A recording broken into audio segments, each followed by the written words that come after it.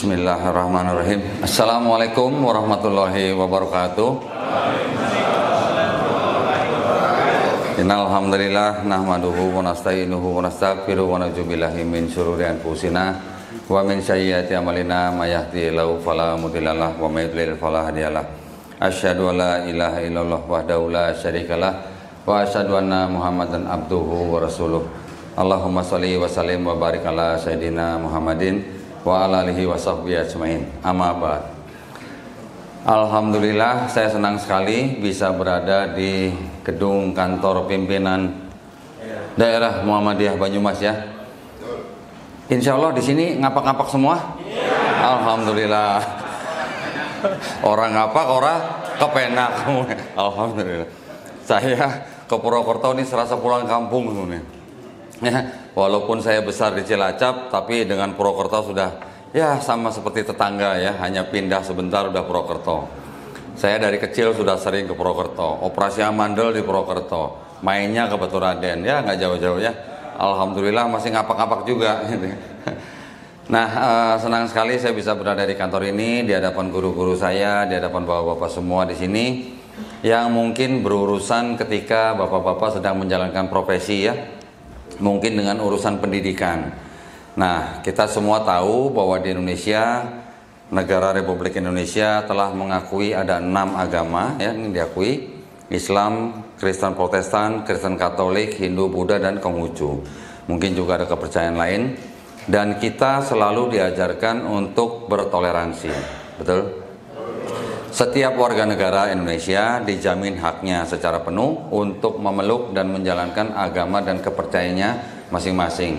Tertuang di Undang-Undang Dasar 1945 pasal 29 ayat 2, betul ya? Tetapi, nah ini ada tetapinya nih. Tetapi ini yang ingin saya bapak-bapak mungkin mengingat kembali bahwa di negara Republik Indonesia pun ada yang namanya keputusan bersama dua menteri, Menteri Agama dan Menteri Dalam Negeri, nomor 1 tahun 79 ya, setelah mengalami beberapa penyempurnaan, di mana di dalam keputusan bersama dua menteri ini telah diatur bahwa dilarang mensiarkan agama kepada orang atau kelompok orang yang sudah beragama. Masih ingat nggih Pak? Ada nggih laporan-laporan aturan seperti itu ya? Masih ingat ya? Nah, berarti apakah kita boleh mensiarkan agama kita kepada orang yang sudah beragama di negara Indonesia? Berarti berdasarkan peraturan itu tidak boleh, ya kan? Tapi kalau kepada orang-orang yang belum beragama, boleh ya, wajib. Kita wajib berdakwah ya, mengajak orang yang belum beragama Islam untuk masuk agama Islam. Nah, apakah yang di Indonesia ini 6 agama itu yang dianggap sebagai agama misi itu cuman Islam aja? Ternyata tidak ya. Kristen Protestan dan Kristen Katolik juga agama misi. Bahkan kalau kita berdakwah mengajak orang, kita hanya menggunakan hadis, sampaikanlah walaupun hanya 1 ayat. Kalau saudara kita yang Kristen, itu ada ayat di dalam kitab mereka Pak. Ayatnya bunyinya begini, di dalam Matius 28 ayat 19 dikatakan, karena itu pergilah, jadikanlah semua bangsa muridku, murid Yesus maksudnya. Baptislah mereka dalam nama Bapa dan Putra dan Roh Kudus. Jadi ada perintah baptisnya, ada perintah menjadikan di luar Kristen menjadi murid Yesus atau menjadi Kristen. Itu perintahnya mereka. Dianggap ayat itu sebagai ayat amanat agung. Nah, ya, jadi perintah yang paling agung yang dianggap sebagai perkataan Yesus di dalam kitab suci mereka. Secara ilmu kritik teks, ayat itu tidak otentik ya. Jadi kalau di dalam ilmu hadis kita, ayat itu termasuk hadis yang maudhu gitu ya mungkin ya. Bukan doif lagi, maudhu Pak. Karena apa? Karena ayat tersebut ada di dalam sebuah kitab yang perawinya tidak ada, nggak ngaku namanya siapa gitu. Saya bernama Matius, menulis kitab ini untuk siapa gitu, nggak ada. Jadi kalau standar di Islam, kitab yang tidak mengaku orang yang nulis siapa kan tidak jelas siapa penulisnya, jadi tertolak gitu ya. Walaupun di dalam kitab-kitab mereka, nanti saya akan jelaskan bagian-bagiannya, walaupun di dalam kitab mereka itu masih ada ayat-ayat yang berkesesuaian dengan Al-Quran kita. Masih ada ya, nanti saya bisa jelaskan. Baik, nah mungkin bapak-bapak atau ibu bingung, saya bawa koper ini bawa apa gitu ya.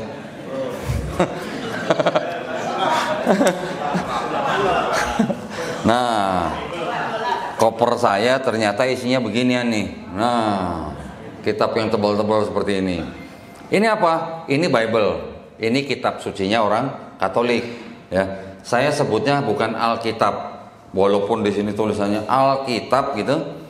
Tapi saya tidak menyebut Alkitab. Kenapa? Karena Al-Quran kita juga disebut Alkitab. Betul nggak Pak? Betul. Jadi kalau Quran kita disebut Alkitab, kita jangan sembarang sebut ini sebagai Alkitab, ya. Kita sebut saja ini apa? Bible, gitu ya. Bahasa Inggris dikit Pak ya, biar agak kerenan dikit gitu ya. Paling jauh Holy Bible, paling jauh ya. Nah, kitab-kitab ini saya bawa. Tujuannya nanti saya ingin memperagakan kepada Bapak Ibu bagaimana kitab suci mereka tersusun, bagaimana akidah mereka terbentuk. Kenapa saya perlu memberitahukan ini kepada Bapak Ibu di sini? Bukan berarti saya mau ngajak Bapak Ibu masuk Kristen, bukan, ya. Tetapi untuk membandingkan dengan akidah yang kita punya, untuk bapak-bapak yang dari kecilnya lahir di keluarga Islam nih, bagaimana akidah mereka dibandingkan dengan akidah kita? Masuk akal yang mana, gitu, ya. Satu, itu dari akidah. Kemudian nanti dari kitabnya, bagaimana kitab mereka tersusun, kapan kitab itu disusun, oleh siapa disusun, atau siapa yang menulis. Nah, kita umat Islam kan harusnya juga sudah hafal bagaimana Al-Quran kita diturunkan ya oleh Allah Subhanahu Wa Taala kepada Nabi Muhammad SAW melalui malaikat Jibril alaihissalam, kemudian dicatat oleh sahabat-sahabat Nabi ketika Nabi masih hidup, dan dimushafkan atau dikodifikasi. Tidak jauh ya ketika Nabi Muhammad SAW wafat, tidak sampai 2 tahun sudah menjadi mushaf. Betul? Pada zaman Khalifah Abu Bakar, ya kan? Ketika pada zaman Umar bin Khattab, mushaf yang sudah jadi itu disimpan oleh putrinya. Sahabat Abu Bakar memerintah selama 2 tahun, sahabat Umar bin Khattab memerintah selama kurang lebih 10 tahun. Kemudian baru ketika sahabat Utsman bin Affan memerintah selama 13 tahun, di masa itu Quran yang sudah menjadi mushaf yang disimpan oleh anak sahabat Umar bin Khattab itu dikodifikasi ulang, ya kan? Dikodifikasi ulang tidak sampai, berarti kalau kita hitung dari Nabi Muhammad SAW wafat 2 tahun, 10 tahun tambah 13 tahun, berapa? 12 tambah 13, 25 tahun. Tidak sampai 25 tahun Quran sudah menjadi mushaf. Alasannya ketika sahabat Abu Bakar membuat mushaf karena banyak hafiz Quran yang tewas di dalam peperangan Yamaman. Kedua kali kodifikasi pada zaman sahabat Utsman, dikodifikasi ulang ketika banyak orang umat Islam melafazkan ayat-ayat Quran dengan dialek yang berbeda-beda, ya. Kemudian baru dibuat standar menjadi dialek Quraisy, gitu kan. Yang lain dialek-dialek semua dibakar pada zaman sahabat Utsman bin Affan. Kita harus paham benar bahwa ayat-ayat Quran tersebut dikodifikasi, artinya dijadikan mushaf itu berdasarkan tradisi lisan, berdasarkan tradisi hafalan, ya. Jadi sekarang ini ketika semua mushaf Quran, ketika semua hard copy dan soft copy Quran di seluruh dunia dimusnahkan, dalam waktu dekat terkumpul lagi nggak? Tersusun lagi nggak?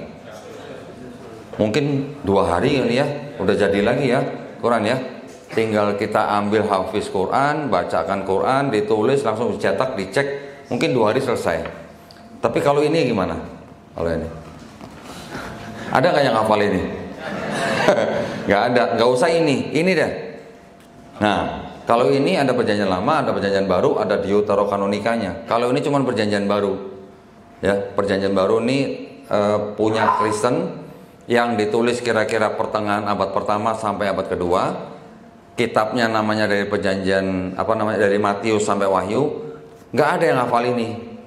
Nah, kalau tidak ada yang hafal, bagaimana kalau ini semua dimusnahkan, soft copy semua dimusnahkan? Tidak akan terbentuk lagi, ya. Bedanya dengan Quran di situ.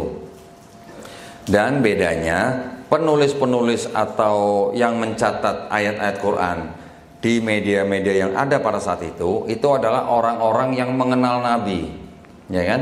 Yang pernah mungkin jalan-jalan bareng Nabi, yang pernah mungkin perang bareng Nabi. Ibaratnya kalau zaman sekarang yang pernah ngopi bareng Nabi gitu ya. Tapi kalau ini gimana? Nah, ya. Kitab ini ditulis kira-kira pertengahan abad pertama. Nah, di sini.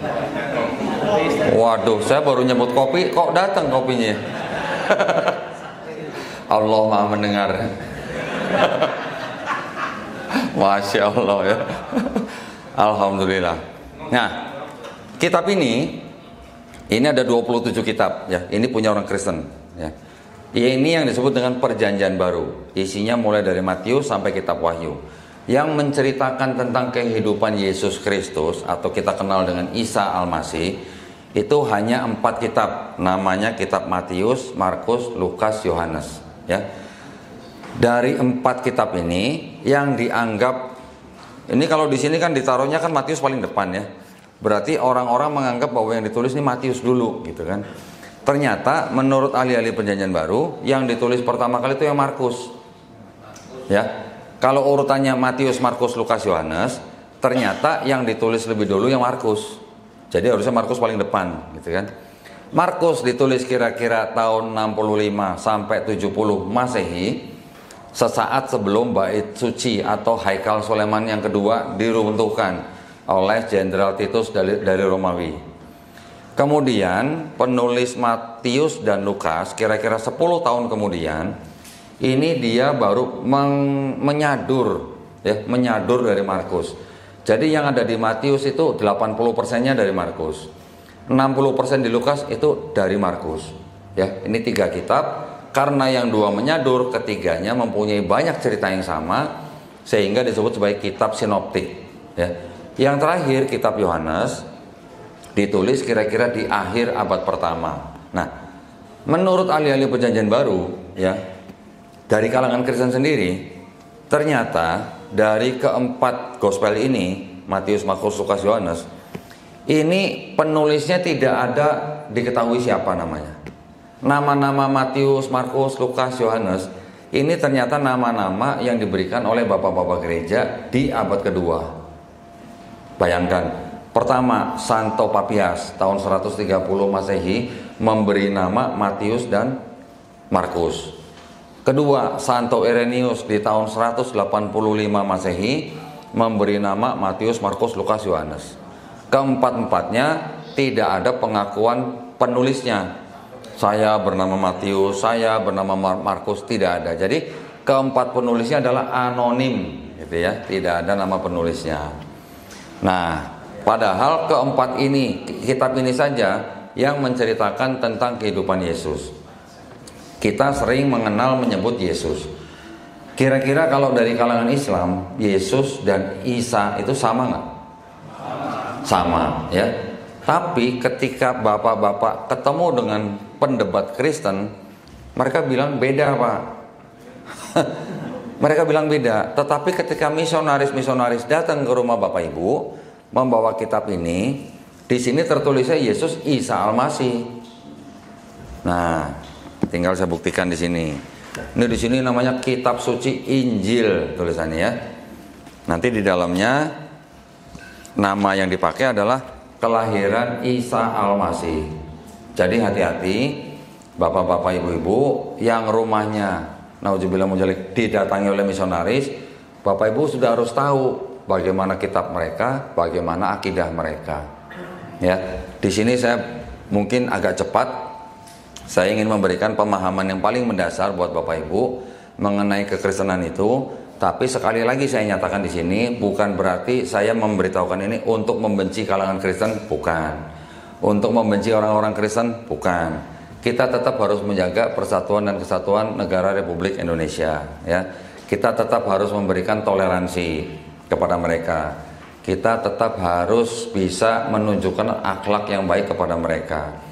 Walaupun mereka rajin sekali mendekati orang Islam untuk diajak masuk agama mereka, yang kita bisa lakukan adalah mengusir mereka dengan ilmu. Jangan mengusir mereka dengan gagang sapu gitu. Atau jangan mengusir mereka dengan pentungan gitu. Ya, karena ketika nanti ada wartawan memfoto orang kita, ketika kita sedang pegang sapu, yang disalahkan yang mana? Yang pegang pentungan atau yang pegang Bible? Yang pegang pentungan, maksudnya. Jadi kita harus bisa mengusir mereka dengan elegan, dengan baik, atau kalau perlu dianterin ke polsek, gitu. Polsek bisa memproses itu. Itu melanggar keputusan bersama yang tadi, yang nomor 1 tahun 79. Ada peraturannya, jadi kalau dilanggar bisa diserahkan ke polsek, gitu ya. Memang saya tahu ya, kita umat Islam diajarkan apa? Husnuzon kepada setiap manusia ya, khususnya kepada sesama muslim. Terus kalau ada tamu kita diajarkan bagaimana, Bu? Memuliakan tamu, gitu ya. Jadi kalau yang datang misionaris bagaimana? Silakan duduk, silakan masuk, dikasih suguhan, kasih kopi, kasih kue, gitu ya. Nanti kalau sudah mereka memberikan kita brosur. Itu caranya mereka sangat-sangat halus. Cara-caranya mereka bisa mendekati orang-orang Islam dengan sangat baik. Mereka sudah punya ilmunya. Ya, walaupun saya dulu bukan mantan misionaris, tapi saya sudah bertemu dengan banyak mantan misionaris yang mereka bilang kita tuh ada ilmunya. Kita kemana saja itu pasti diterima. Itu misionaris. Beda sama evangelis. Waduh, apalagi itu, Bu. Evangelis itu sama-sama mereka mewakili gereja, tapi mencari orang untuk menjadikan Kristen, untuk dimasukkan ke dalam gereja mereka. Itu evangelis. Kalau misionaris, mencari orang di luar Kristen untuk dijadikan misionaris lagi. Jadi multiplikasi gitu kalau misionaris. Jadi kalau di satu dapat dua, masing-masing dapat masing-masing dua lagi, jadi tambah banyak. Seperti apa? MLM ya. Nah, Bapak pinter MLM nih ini. Nah, sekarang saya akan mulai langsung to the point nih. Ketika bapak-bapak diperlihatkan sebuah kitab ya. Kalau ini tadi saya pisah. Nah, ini bayangkan bedanya. Yang ini punya Katolik, yang ini punya Kristen Protestan. Bayangkan, 2 kali lipat ya tebalnya ya. Di sini ada 73 kitab. Atau 73 kalau kita kenal surah gitulah ya, di Quran ya, dengan surah ya. Di sini ada 73 kitab, di sini 66 kitab. Ini Katolik, ini Protestan. Di sini juga ada tambahan 7 kitab namanya Deuterokanonika yang ditolak oleh kalangan Protestan. Ya. Yang menciptakan Protestan siapa? Ya orang Katolik juga tadinya, cuman protes kepada institusinya. Namanya aja protes gitu ya. Protestan berarti orang yang protes gitu. Yang menciptakan Protestan adalah seorang, sebenarnya dia juga termasuk petinggi agama juga di Katolik, namanya Martin Luther ya, orang Jerman, jajar kauman. Yang protes kepada institusinya karena apa? Pada waktu itu gereja Katolik mempunyai ritual, ada yang namanya proses pengampunan dosa, pengakuan dosa gitulah. Jadi kalau di gereja Katolik itu ada bilik kecil, 2 bilik yang isinya muat untuk 2 orang. Jemaat yang merasa punya dosa datang ke bilik itu, masuk dalam bilik, di balik bilik sudah ada pemuka agama mereka. Bisa romo, bisa uskup, bisa ini ya, apa namanya, pastor, nggak tahu saya. Ketika mereka masuk, mereka bisa bilang, Bapak, aku sudah berdosa. Mengaku dosa, apa saja dikeluarin di situ, kan nggak ada yang dengar. Yang dengar cuman romonya aja. Nanti romonya mendoakan, bilangnya apa? Dosamu sudah diampuni. Gitu. Ya. Zaman dulu ketika Martin Luther protes, zaman dulu itu hal yang dianggap normal oleh Katolik. Tetapi setelah itu ada yang namanya sertifikat pengampunan dosa, pakai sertifikat, Bu. Karena ada kertas, ada tinta yang dipakai, akhirnya jadi ada duit gitu. Jadi untuk mendapatkan sertifikat harus pakai duit. Apalagi sertifikatnya nanti di luar bisa digadaikan atau bisa dijual gitu. Nah, punya dosa nggak? Punya dosa, mau hilang dosanya? Nih ada sertifikat, bisa digituin. Itu yang diprotes oleh Martin Luther. Martin Luther bilang namanya proses pengakuan dosa dan pengampunan dosa itu urusannya jemaat dengan Tuhan. Bukan jemaat dengan pemuka agama sampai keluar sertifikat gitu, bukan. Akhirnya timbullah agama Protestan. Kemudian yang Protestan juga menolak 7 kitab dari sini karena dianggap itu bukan firman Tuhan. Jadi 66 kitab di sini sama dengan 66 kitab yang ada di sini. Cuman yang di sini ditambah 7, ditambah lagi catatan kaki, makanya tebal begini nih. Nah, ya. Di sini jadi ada ayat, juga ada catatan kaki. Mungkin catatan kaki ini seperti kayak tafsir gitulah ya, tafsir atau asbabun nuzul gitulah. Saya ingin menunjukkan kepada bapak-bapak di sini, tidak usah panjang-panjang, mungkin hanya satu. Saya bisa minta tolong masnya yang di depan untuk bantu membacakan, atau di sebelah sini aja nih. Ini ada ayat ya, di kitab sini ada ayat yang dianggap sebagai bukti teks bahwa di dalam kitab mereka ada ajaran Trinitas. Pernah dengar ya Bu ya? Trinitas ya? Pernah dengar Pak ya? Trinitas ya? Nah, sebelum saya jelaskan lebih jauh, nanti saya langsung tunjukkan ke Mas, saya minta tolong baca dulu ya. Ini apa nih? Kitab suci? Kitab suci Katolik. Katolik. Ini apa nih? Tidak untuk diperdagangkan. Nah, berarti nggak ada yang bisa beli ini ya. Ini khusus buat calon pastor. Ini ya, Kitab Suci Katolik dengan pengantar dan catatan lengkap 2009 dipersembahkan kepada umat Katolik Indonesia. Oleh siapa? Oleh Direktorat Jenderal Bimbingan Masyarakat Katolik Departemen Agama Republik Indonesia. Resmi nggak? Resmi. Harusnya resmi ya, resmi ya. Jangan kencang-kencang Pak, nih resmi ya Pak ya. Di dalam kitab ini ada sebuah ayat. Dari seluruh ayat yang ada di sini, cuma satu yang mewakili ajaran Trinitas.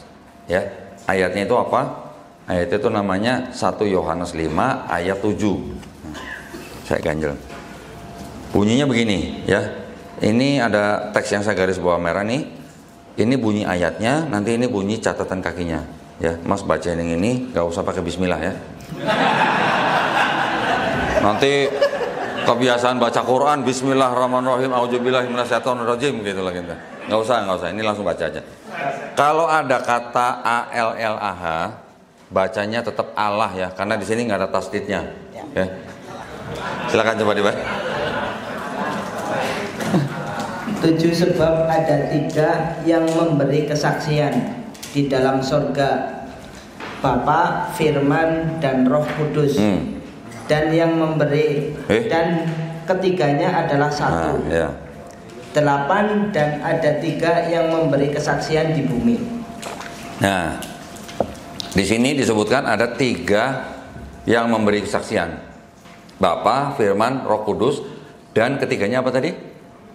Adalah 1. Jadi ada 3 pribadi, mereka bilang ketiganya 1. Itulah inti daripada ajaran Trinitas di dalam agama Kristen ya.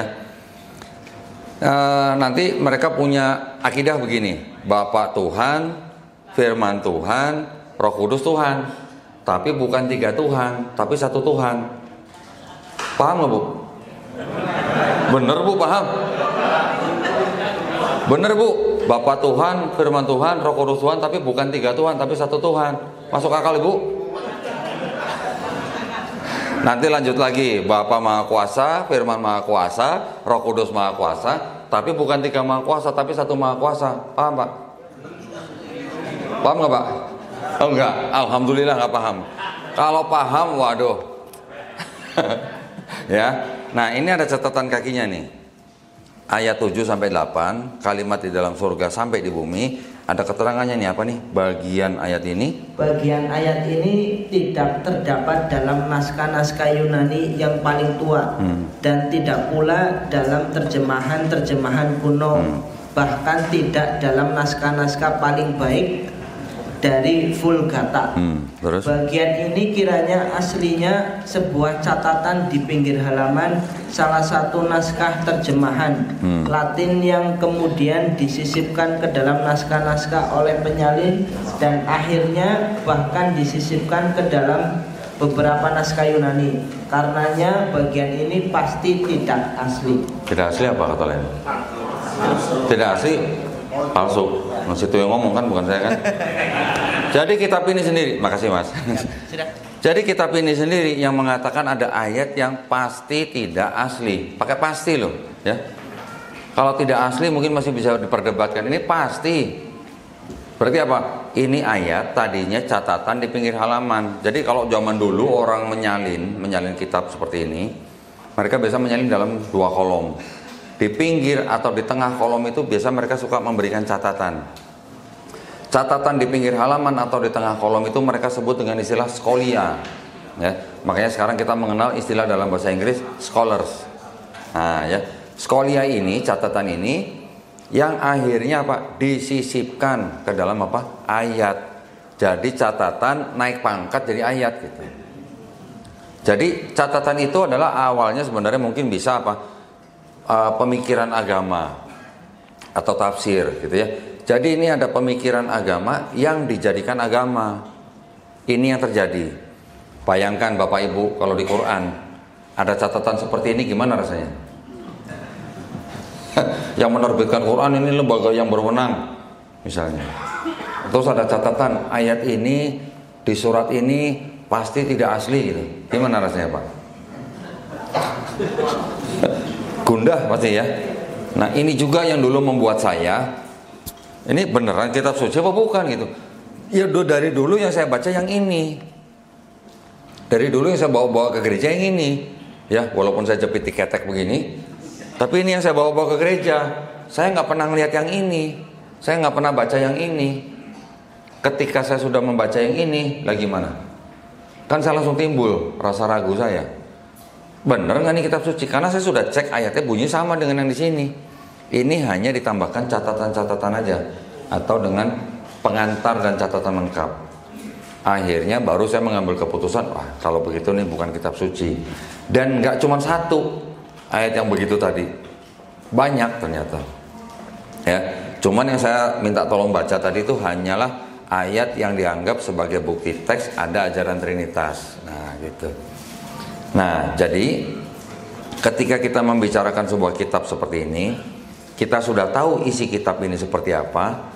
Ketika ada tamu yang bawa ini, nah kan mohon maaf, ini jangan direkam nih, jatuhin kitab orang nih. Ketika ada misionaris yang datang bawa kitab ini, kalau kita udah tahu isinya seperti apa, kan enak jawabnya. Ah, kitab Bapak yang ini berapa? Yang 66 ya? Kok ada yang 73? Dia aja bingung jawabnya mungkin pasti. Itu baru 2 dari Protestan dan Katolik. Bagaimana kalau saya tambahin lagi? Nah lo.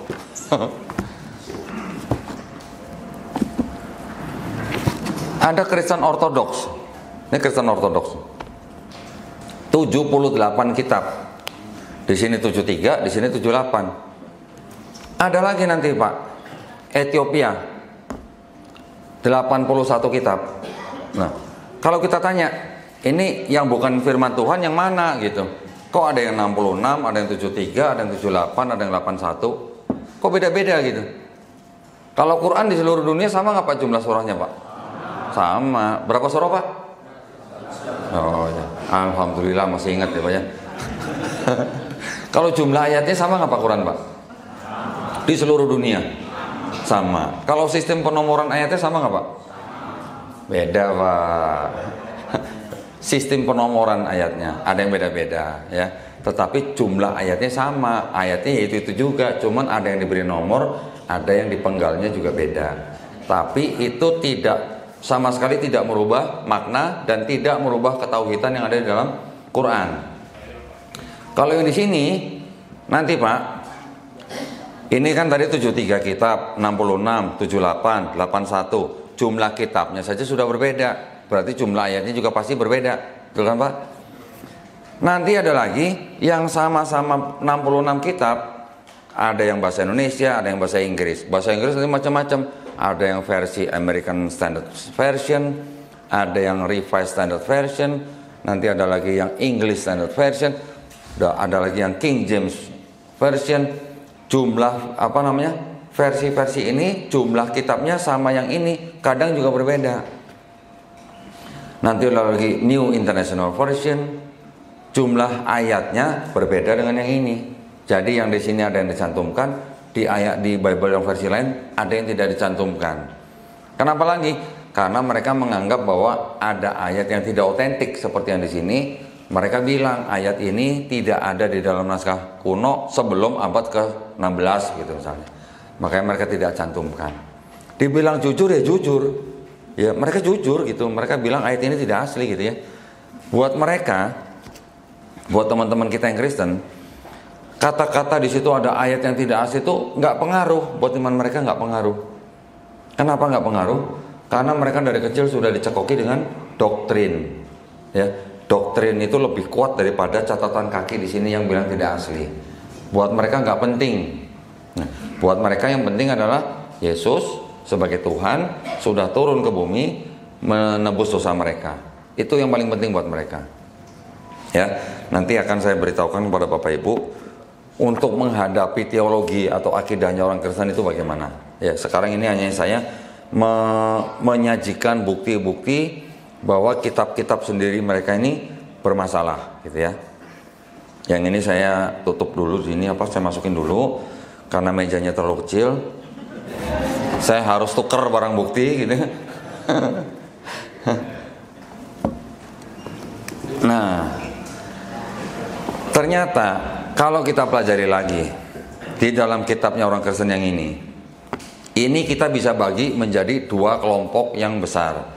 Yang pertama disebut sebagai perjanjian lama, ya.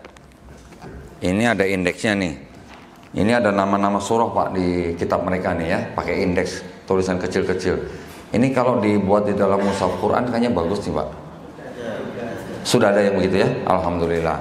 Jadi yang sebelah sini, yang tebal ini namanya perjanjian lama, ya. Nama kitabnya dari mulai kitab Kejadian sampai kitab Maliaki. Kalau yang sebelah ini, yang tipis, ini namanya perjanjian baru. Perjanjian baru kitabnya dimulai dari kitab Matius sampai kitab Wahyu, ya. Sekarang kenapa saya harus memberitahukan ini ke Bapak? Karena ternyata yang perjanjian lama ini ternyata bukan punyanya Kristen. Kok bisa begitu? Nah loh, ternyata yang tebel ini bukan punya Kristen. Yang tebel ini ternyata berasal dari kitabnya orang Yahudi. Nah, ini kitabnya orang Yahudi ini, ya, namanya Tanakh. Di sini saya perlihatkan nih.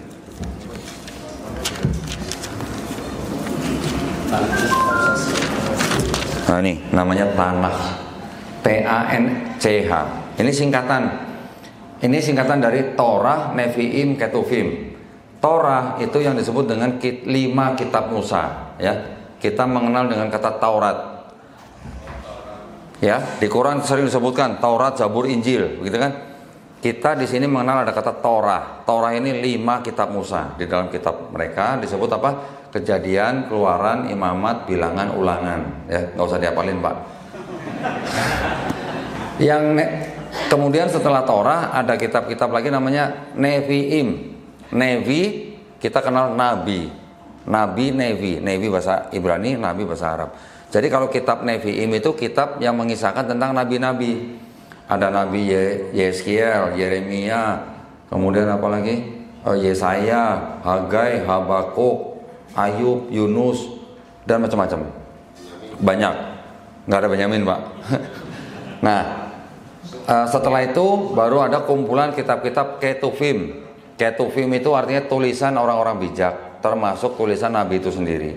Ya, ada kitab-kitab yang namanya Kidung Agung, Amsal, Mazmur, nanti ada lagi Ratapan, Pengkhotbah, gitu-gitu. Itu tulisan-tulisan.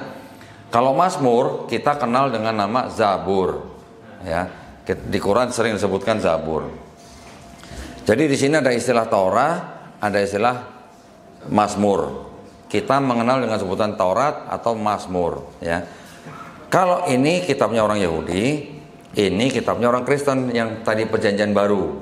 Nah, ini yang punya orang Yahudi ini diterjemahkan dari bahasa Ibrani menjadi kitab yang namanya Septuaginta. Septuaginta ini dalam bahasa Yunani. Ini diterjemahkan kira-kira abad ketiga sebelum Masehi. Berarti sebelum ada Nabi Isa alaihissalam. Kalau yang ini punya orang Yahudi disusun kira-kira abad kelima sebelum Masehi, ya, 500 tahun sebelum ada Nabi Isa alaihissalam. Yang ini 300 tahun sebelum ada Nabi Isa alaihissalam. Terus masalahnya apa kalau diterjemahkan begini?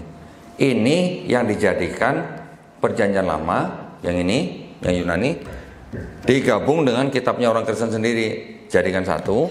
Di abad keempat inilah yang menjadi Bible-nya orang Kristen. Ya, jadi yang ini Yunani, ini juga Yunani.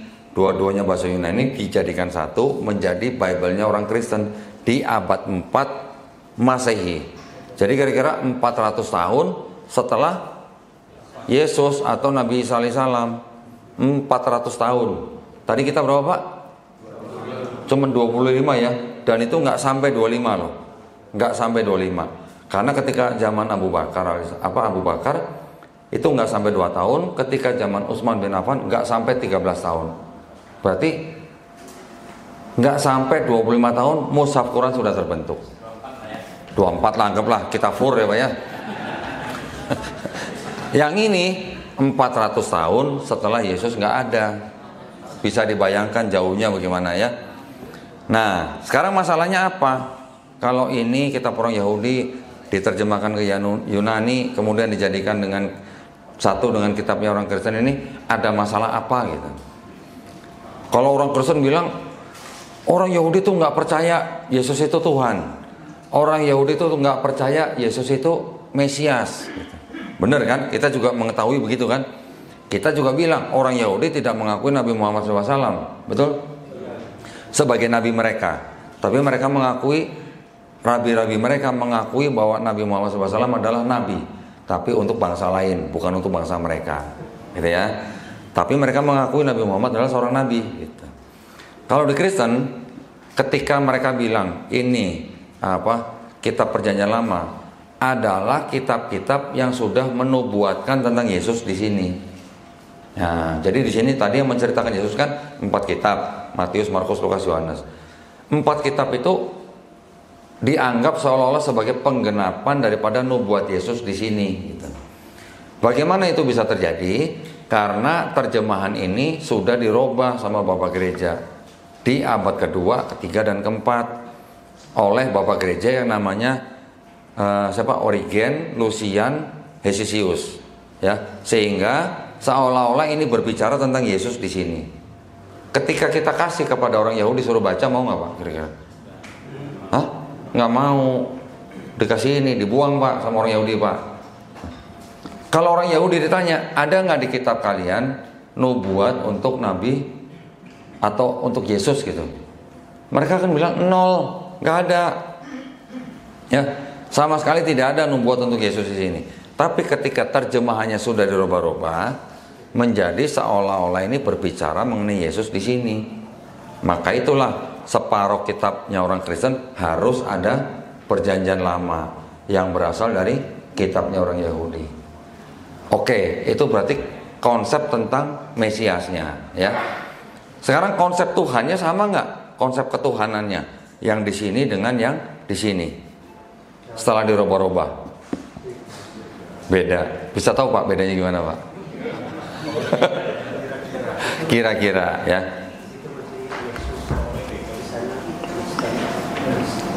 Hah? Gimana? Kalau yang di kitab Yahudi kan nggak kenal Yesus Pak. Ya.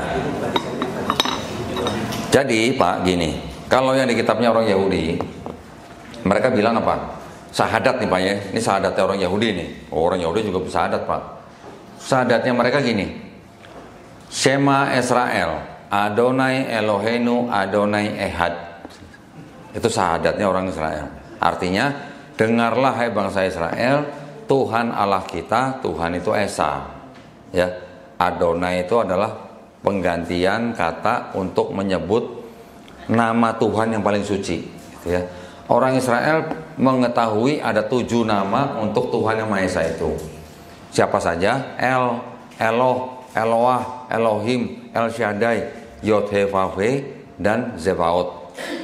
Nah, nama yang dianggap paling suci yang tadi, yang ke-6 nih, Yod-Heh-Vav-He. Orang Kristen nyebutnya Yahweh Bu. Pernah dengar Bu? Atau Yehova. Ya, ada Yehuwa gitu. Itu ciptaan orang Kristen, bukan ciptaan orang Yahudi.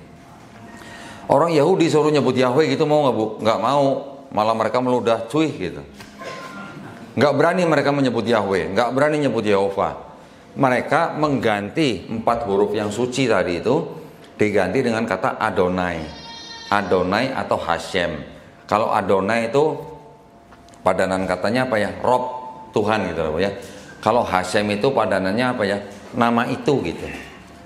Jadi mereka tidak berani menyebutkan yang 4 huruf tadi itu dengan sembarangan. Mereka harus ganti dengan yang pengganti supaya tidak menyebut nama itu. Karena itu 4 huruf itu dianggap paling suci. Yang boleh menyebutkan hanya imam mereka. Imam itu jabatannya disebut sebagai Kohen Gadol, imam besar gitu. Yang nanti masuk ke dalam tempat yang dianggap paling suci, cuman dia aja yang boleh menyebutkan nama itu tadi. Nah, cara menyebutkannya gimana? Gak akan bocorin imam itu gitu. Ya. Nah, konsep ketuhanan mereka syahadatnya adalah Tuhan Allah kita, Tuhan itu Esa, Adonai Elohenu, Adonai Ehad gitu. Terus kalau di kita kan kita sering membaca ya Bu ya. Bahkan kita mungkin tiap hari baca Qul huwallahu ahad gitu. Nah, pada ngaku berarti yang sholatnya bacanya cuman surat Al-Ikhlas gitu. Jadi masih ada yang namanya kesetaraan atau kesesuaian antara konsep ketuhanan orang Yahudi dan Islam. Ya, di sini ada Adonai Elohenu Adonai Ehad, kita mengenal Qul huwallahu ahad. Kemudian di kitab orang Yahudi juga mengatakan Tuhan itu bukan manusia. Tuhan itu bukan anak manusia. Nah, di surat Al-Ikhlas juga disebutkan di ayat ketiga ya, lam yalid walam yulad. Sama. Statusnya sama, setara gitu. Mereka juga percaya tidak ada yang menyerupai Adonai. Tidak ada yang menyerupai Hasyim. Hasyim bukan manusia. Ya, bukan anak manusia. Islam juga sama. Dan juga dikatakan lagi nanti di Maliaki 3 ayat 16 dikatakan Tuhan itu tidak akan berubah. Nanti dia pasal lain dikatakan langit yang mencakup segala langit tidak dapat memuat engkau. Engkau ini maksudnya Hasyim. Jadi mirip kan? Kita juga sering membaca Allahu Akbar, betul kan? Allahu Akbar, akbar itu segede apa? Kita manusia tidak pernah bisa membayangkan. Mungkin kita nanti bisa membaca hadis ketika dibandingkan bumi dengan langit pertama seperti cincin dibuang di padang pasir. Betul kan? Nanti langit pertama plus bumi dibandingkan dengan langit kedua juga sama seperti cincin dibuang di padang pasir. Begitu seterusnya sampai langit ketujuh, sampai Sidratul Muntaha, sampai arsy-Nya Allah. Bayangan kita tidak bisa nyampe besarnya Allah seperti apa. Di kitab ini juga dikatakan langit yang meliputi segala langit tidak dapat memuat Tuhan. Jadi orang Yahudi juga sebenarnya tahu Allahu Akbar juga sebenarnya tahu, cuman mungkin bahasanya beda gitu ya. Jadi Tuhan bukan manusia, Tuhan bukan anak manusia, Tuhan tidak berubah, langit yang meliputi segala langit tidak dapat memuat engkau. Tiba-tiba di kitabnya orang Kristen, tiba-tiba Tuhan yang bukan manusia itu jadi Yesus gitu. Ini yang berbeda nih, ini yang membedakan antara Yahudi, Kristen dan Islam. Kita juga mengenal tidak ada yang dapat menyerupai Allah Subhanahu wa taala kan. Tapi ketika Kristen mengatakan bahwa Tuhan itu karena saking cinta kepada umat manusia sehingga harus mengaruniakan anak yang tunggal, sehingga barang siapa yang percaya kepada anaknya itu beroleh hidup yang kekal. Itu akidahnya orang Kristen ya. Bagaimana ceritanya? Kok bisa yang tadinya bukan manusia, bukan anak manusia, kok tiba-tiba bisa berubah menjadi Yesus? Nah, dari mana? Paulus? Bukan. Yang mengajarkan bahwa Tuhan bisa jadi manusia itu bukan Paulus, tetapi ini terpengaruh oleh apa? Ajaran orang-orang sebelumnya. Kalau kita baca di Quran surat At-Taubah ayat 30 dikatakan apa? Kaum Yahudi menyebut Uzair putra Allah, betul? Kaum Nasrani menyebut Isa putra Allah. Mereka mengatakan itu berdasarkan perkataan siapa? Orang-orang kafir sebelumnya. Siapa orang-orang kafir sebelumnya? Kalau kita lihat di daerah situ, itu namanya daerah Mediterranean ya. Ada Romawi, Yunani, Turki, nanti ada Sumeria, Babilonia, Persia, belok dikit Palestina, belok dikit Mesir. Itu nama daerahnya namanya daerah Mediterranean. Daerah Mediterranean itu memang daerah yang dulu pernah dikuasai oleh budaya Helenisme dan paganisme ya. Kalau Helenisme dari Yunani, paganisme dari Romawi. Nanti di Yunani ada dewa Zeus, punya anak 100, di Romawi ada dewa Jupiter, punya anak 14 katanya. Tapi mirip-mirip, ada dewa yang paling tinggi, ada dewa di bawahnya. Kalau kita percaya Tuhan hanya satu, kita disebut orang-orang apa? Monoteis, ya, dari kalangan atau kacamata akademisi. Kalau orang-orang yang percaya semua alam semesta ini adalah Tuhan, mereka disebut sebagai pantoteis. Kalau orang-orang percaya ada dewa paling tinggi, ada dewa di bawahnya yang tidak setara atau lebih rendah di bawahnya, itu mereka disebut sebagai henoteis. Nah, orang-orang yang nggak percaya Tuhan namanya ateis. Nah, yang kita kenal cuma ateis gitu. Jadi kita juga memang harus mengetahui ada orang-orang yang mempercayai hal-hal yang berbeda dengan kita. Ya, mau henoteis, mau pantoteis, mau ateis, itu memang ya sudah caranya manusia untuk apa? Untuk mengidentifikasi Tuhan. Kalau yang tidak percaya, ya sudah dia ateis gitu. Nah, pengaruh-pengaruh itu yang memang juga ada atau mempengaruhi kaum Bani Israel juga. Bani Israel kalau kita lihat ceritanya, sejarahnya, dari mulai mereka keluar dari bangsa Mesir, dibawa oleh Nabi Musa alaihissalam, diteruskan oleh penerusnya Yosua bin Nun sampai masuk ke negeri Kanaan, kemudian mereka diperintah oleh hakim-hakim, kemudian berubah menjadi kerajaan, dipimpin oleh Raja Saul, kemudian diteruskan oleh Raja Daud, diteruskan oleh Raja Sulaiman. Setelah Raja Sulaiman wafat, kerajaan Israel pecah menjadi dua, Israel Utara, Israel Selatan. Israel Utara akhirnya dikuasai oleh tetangganya Assyria. Nggak lama kemudian Babilonia masuk menguasai utara dan selatan. Kemudian bangsa Israel dibuang ke Babel. Kemudian setelah itu Persia masuk mengalahkan Babilonia. Persia mengembalikan bangsa Israel ke Palestina. Dibangunlah Haikal Sulaiman yang kedua. Barulah mereka dikuasai oleh Yunani di abad keempat. Setelah Yunani diganti lagi oleh Romawi. Itu semua bangsa-bangsa yang menguasai Bani Israel yang saya sebutkan, itu semua bangsa-bangsa yang menyembah dewa gitu. Gak ada yang menyembah Tuhan Yang Maha Esa gitu. Semuanya dewa. Mesir nyembah dewa. Siapa lagi? Assyria nyembah dewa, Persia nyembah dewa, Babilonia nyembah dewa, Yunani juga nyembah dewa, Romawi juga nyembah dewa. Semua bangsa-bangsa itu mempunyai kepercayaan apa? Yang menyembah dewa-dewa. Ya. Mungkin nggak kira-kira Bani Israel tidak terpapar oleh ajaran tersebut gitu. Nah, bisa kan? Apalagi kalau ada asimilasi, ya, orang kawin mengawinkan antar bangsa, lahir anak-anaknya nanti apa? Mungkin terpapar gitu ya. Nah, kalau bapak tadi sebut Paulus juga apa? Bapaknya orang Yahudi, ibunya orang Yunani. Nah, itu aja asimilasi itu. Berarti Paulus itu blasteran gitu, Pak. Ya kan? Sekarang kalau seorang anak besar itu lebih dekat ke ibu atau ke bapak? Besarnya ibu. Nah, kalau ibunya Yunani kan berarti paganisme atau Helenisme, ya kan? Helenisme sendiri ini memang sudah begitu membudaya di daerah-daerah situ, termasuk kepada orang-orang Yahudi sendiri yang monoteis. Buktinya mana?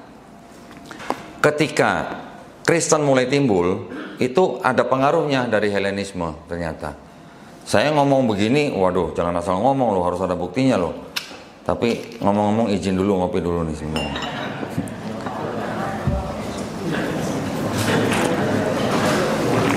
Nah, saya minta tolong, kok pergi di sini? Minta tolong, bacain. Ini tulisannya terlalu kecil. Orang tua sudah mulai susah baca tulisan kecil. Ya, ini namanya New American Bible.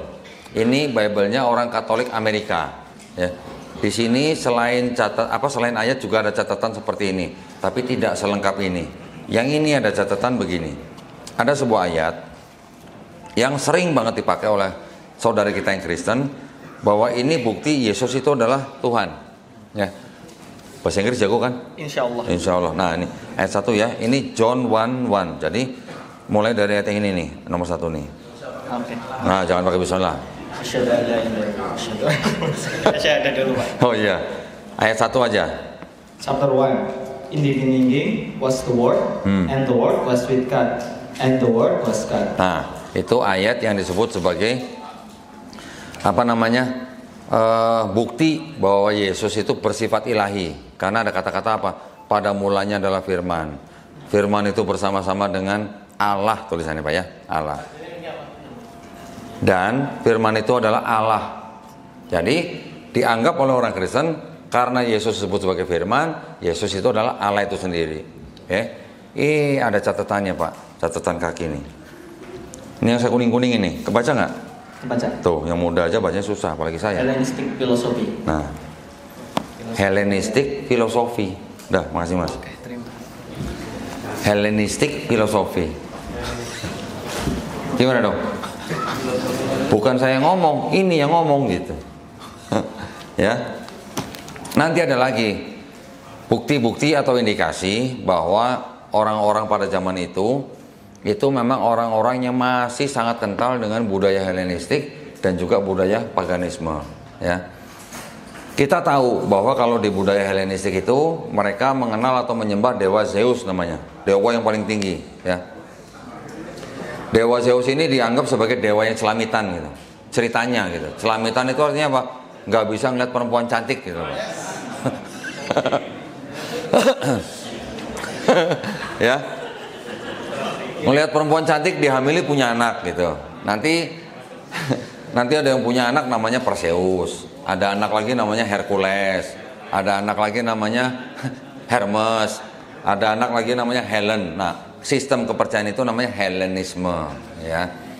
Bisa menghamili dewi yang lain, bisa juga menghamili perempuan yang manusia. Nanti anaknya disebut sebagai setengah manusia, setengah dewa. Ya, Hercules disebut setengah manusia, setengah dewa. Yesus juga disebut sebagai anak Allah tulisannya. Di Konsili Kalsedon tahun 451 Masehi dinyatakan bahwa Yesus sepenuhnya manusia, sepenuhnya Tuhan. Mirip nggak Pak dengan Helenisme? Ada kemiripan gitu ya. Ada Tuhan paling tinggi, punya anak dari manusia, anaknya setengah manusia, setengah dewa. Nanti yang di sini ada Tuhan atau Bapa yang Maha Kuasa, punya anak dari manusia, Maria, melahirkan Yesus Kristus, sepenuhnya manusia, sepenuhnya Tuhan. Islam kita juga percaya, ya? Hah? Enggak. Nah, bedanya gini. Kalau di Islam kita percaya bahwa Allah Subhanahu wa taala punya atau bisa menciptakan seorang manusia, Nabi Isa alaihissalam, dengan kun fayakun. Dan umat Islam tidak menganggap Nabi Isa sebagai setengah manusia, setengah Tuhan, atau bahkan Allah itu sendiri. Bedanya di situ, Pak. Ya, kita tidak pernah menyembah Nabi Isa alaihissalam, begitu kan? Tapi kalau Kristen menyembah Nabi Isa alaihissalam mempunyai sifat ilahi, gitu. Sama dengan orang-orang Yunani yang menganggap bahwa Hercules atau Perseus itu mempunyai sifat dewa. Bedanya di situ, Pak. Konsepnya Kristen dan Helenisme mirip. Konsepnya Islam beda. Kita tidak menyembah Nabi Isa alaihissalam sebagai Tuhan, karena kita juga tahu, kita membaca ayat, semisal penciptaan Nabi Isa sama dengan penciptaan Nabi Adam alaihissalam, ya kan? Nabi Adam alaihissalam diciptakan dari tanah liat, Nabi Isa alaihissalam diciptakan hanya dengan kun fayakun. Bedanya di situ. Jadi kita tidak pernah menyembah selain daripada Allah Subhanahu wa taala. Entah Allah menciptakan dengan kun fayakun atau menciptakan dengan tanah liat, kita tidak menyembah sebagai Tuhan. Bedanya di situ ya. Memang kalau kita lihat ceritanya ya. Ketika Allah Subhanahu wa taala mengutus Nabi Musa alaihissalam ke Firaun dan apa namanya? Pembantu-pembantunya punya kelebihan apa? Sihir. Maka itu Nabi Musa alaihissalam diberikan mukjizat juga mirip dengan sihir mereka. Mereka bisa menciptakan ular. Nabi Musa alaihissalam juga dengan tongkat ularnya berbentuk ular memakan ular mereka, ya kan? Dengan mukjizat yang buat mereka juga seperti sihir yang mereka kuasai gitu. Jadi Allah Subhanahu wa taala mengutus utusan, diberi mukjizat yang mana bisa menandingi dan melebihi keahlian atau orang-orang bangsa pada saat itu. Nabi Isa alaihissalam juga diutus dengan kemampuan apa? Diberikan mukjizat untuk menyembuhkan orang sakit, bahkan membangkitkan orang mati. Betul kan? Pada zaman itu juga sedang populer dengan zaman tabib atau zaman penyembuhan. zaman medical gitu lah. Allah Subhanahu wa taala mengutus Nabi Isa alaihissalam dengan keajaiban kelahirannya dan juga diberikan mukjizat dengan menyembuhkan orang sakit dan membangkitkan orang mati. Tetapi orang-orang yang sudah terbiasa melihat orang dengan kemampuan di atas rata-rata, mereka mudah menganggap orang itu punya sifat ilahi. Itu yang terjadi dengan kekristenan. Ya, saya punya bukti. Ini indikasi juga nih, indikasi ini. Mas, tolong baca lagi, Mas. Aduh, enak kalau ada asisten. Ya. Di sini ada kitab namanya Kisah Para Rasul. Pasal 14 ayat 12. Nah, ini apa tuh?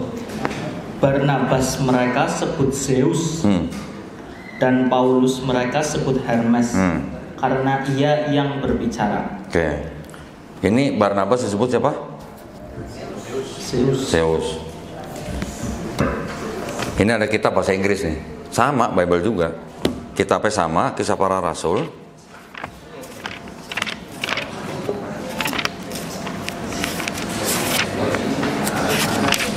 Bisa bahasa Inggris ya? Insya Allah. Nah, tadi Barnabas disebut Zeus. Di sini Barnabas disebut siapa? Ini. And they called Barnabas Jupiter and Paul Mercury, because he was the chief speaker. Nah, yang ini Zeus, yang ini Jupiter. Kok bisa beda? Nggak tahu. Nggak tahu. Iya, makasih Mas. Ini sama-sama Bible padahal. Ini perjanjian baru, ini juga tadi yang dibaca juga dari perjanjian baru. Ayatnya sama, ya, sama-sama dari Kisah Para Rasul, pasal 14 ayat 12. Yang satu menulisnya Barnabas disebut Zeus, yang di sini Barnabas disebut Jupiter. Bedanya apa Zeus sama Jupiter? Zeus dewa di Yunani, Jupiter dewa di Romawi. Beda tempat, beda langit gitu lah. Beda server gitu, beda server. Ya, ini adalah bentuk daripada ketidakkonsistenan penyalinan tradisi tulisan mereka. Ya, karena mereka menerjemahkan dari manuskrip-manuskrip yang mungkin berbeda. Jumlah manuskrip dalam Kristenan itu sangat-sangat banyak, tetapi karena sangat banyak itu tidak ada dua yang identik. Masalahnya di situ ya, karena mereka diturunkan dengan tradisi tulisan. Di sini disebutkan cerita ketika Paulus dan Barnabas menyembuhkan orang sakit atau menyembuhkan orang lumpuh di tepi kolam yang lumpuh dari lahir, disembuhkan. Orang-orang melihat, wah punya apa? Kesaktian gitu, sakti. Disebut Zeus, disebut Hermes. Hermes itu anaknya Zeus. Kalau di sini yang Paulus disebut Mercury, Mercury anaknya Jupiter.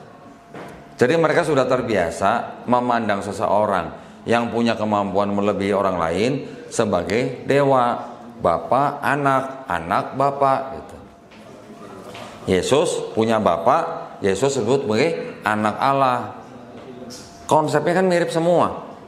Kalau di Quran ada nggak istilah bapak, anak bapak? Ada istilah begitu nggak? Tidak ada. Karena istilah-istilah seperti itu bisa membawa orang atau kaum untuk menyembah atau mengangkat yang disebut dengan anak itu sebagai sama-sama ilahi dengan bapa.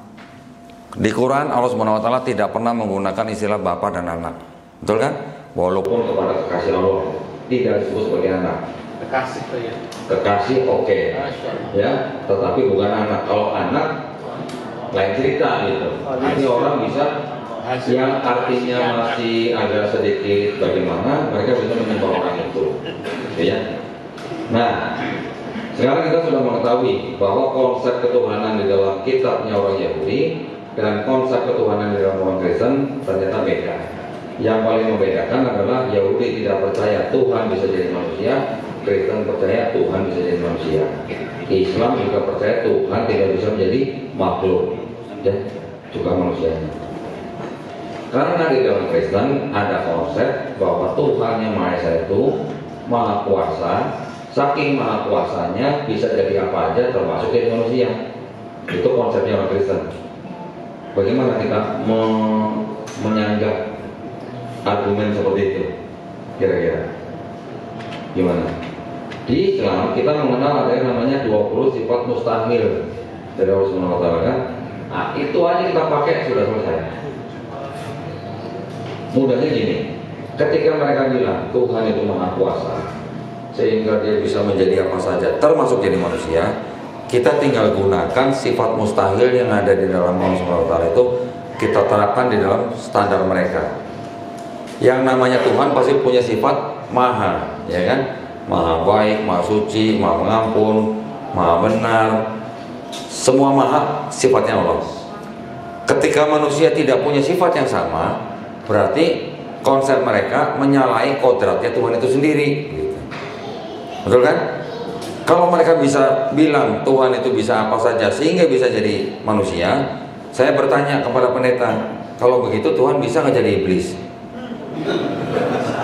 Hah? Kan Maha Kuasa.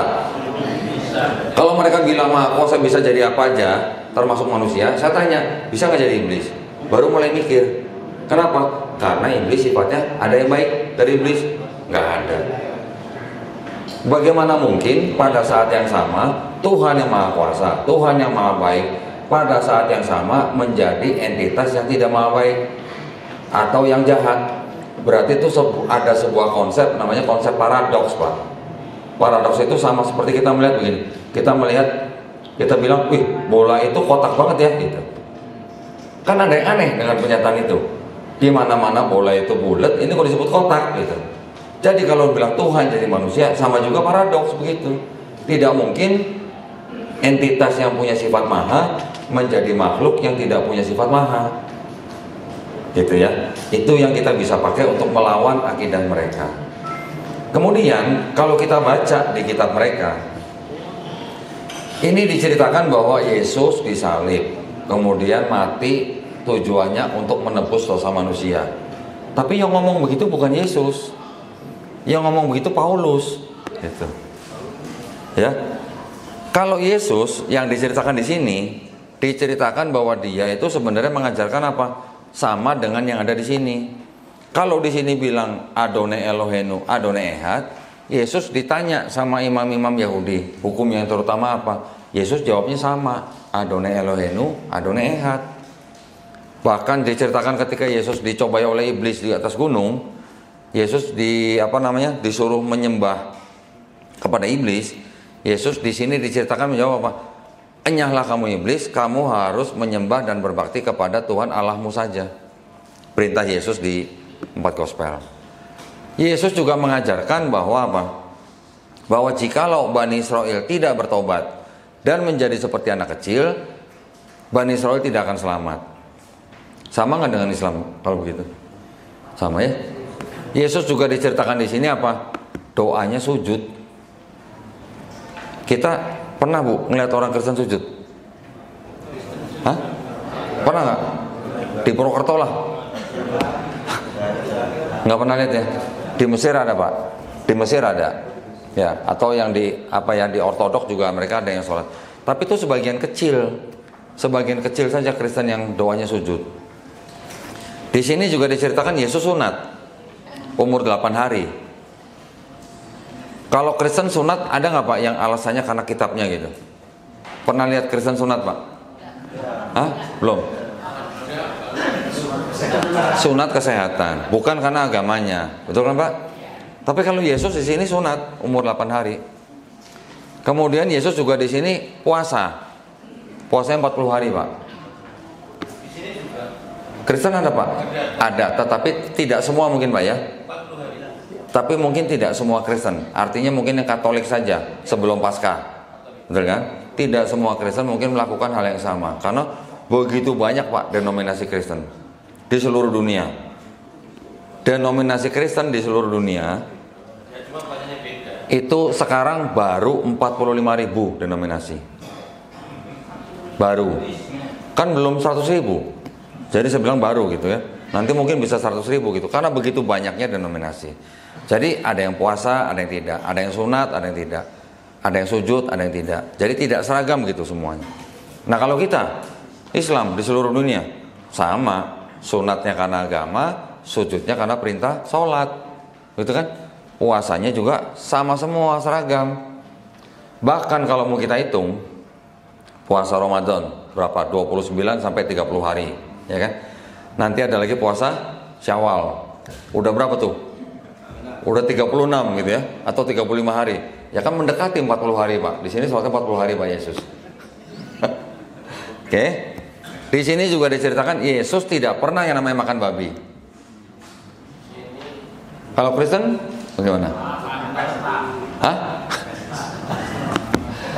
Ya mungkin ada Kristen yang tidak makan babi. Namanya Kristen Advent.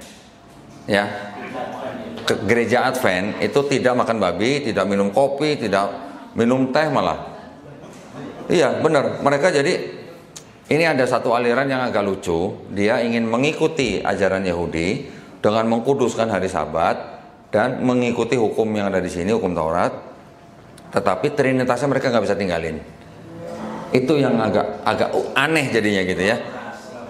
Ritualnya ngikut Yahudi, tapi akidahnya ngikut Kristen.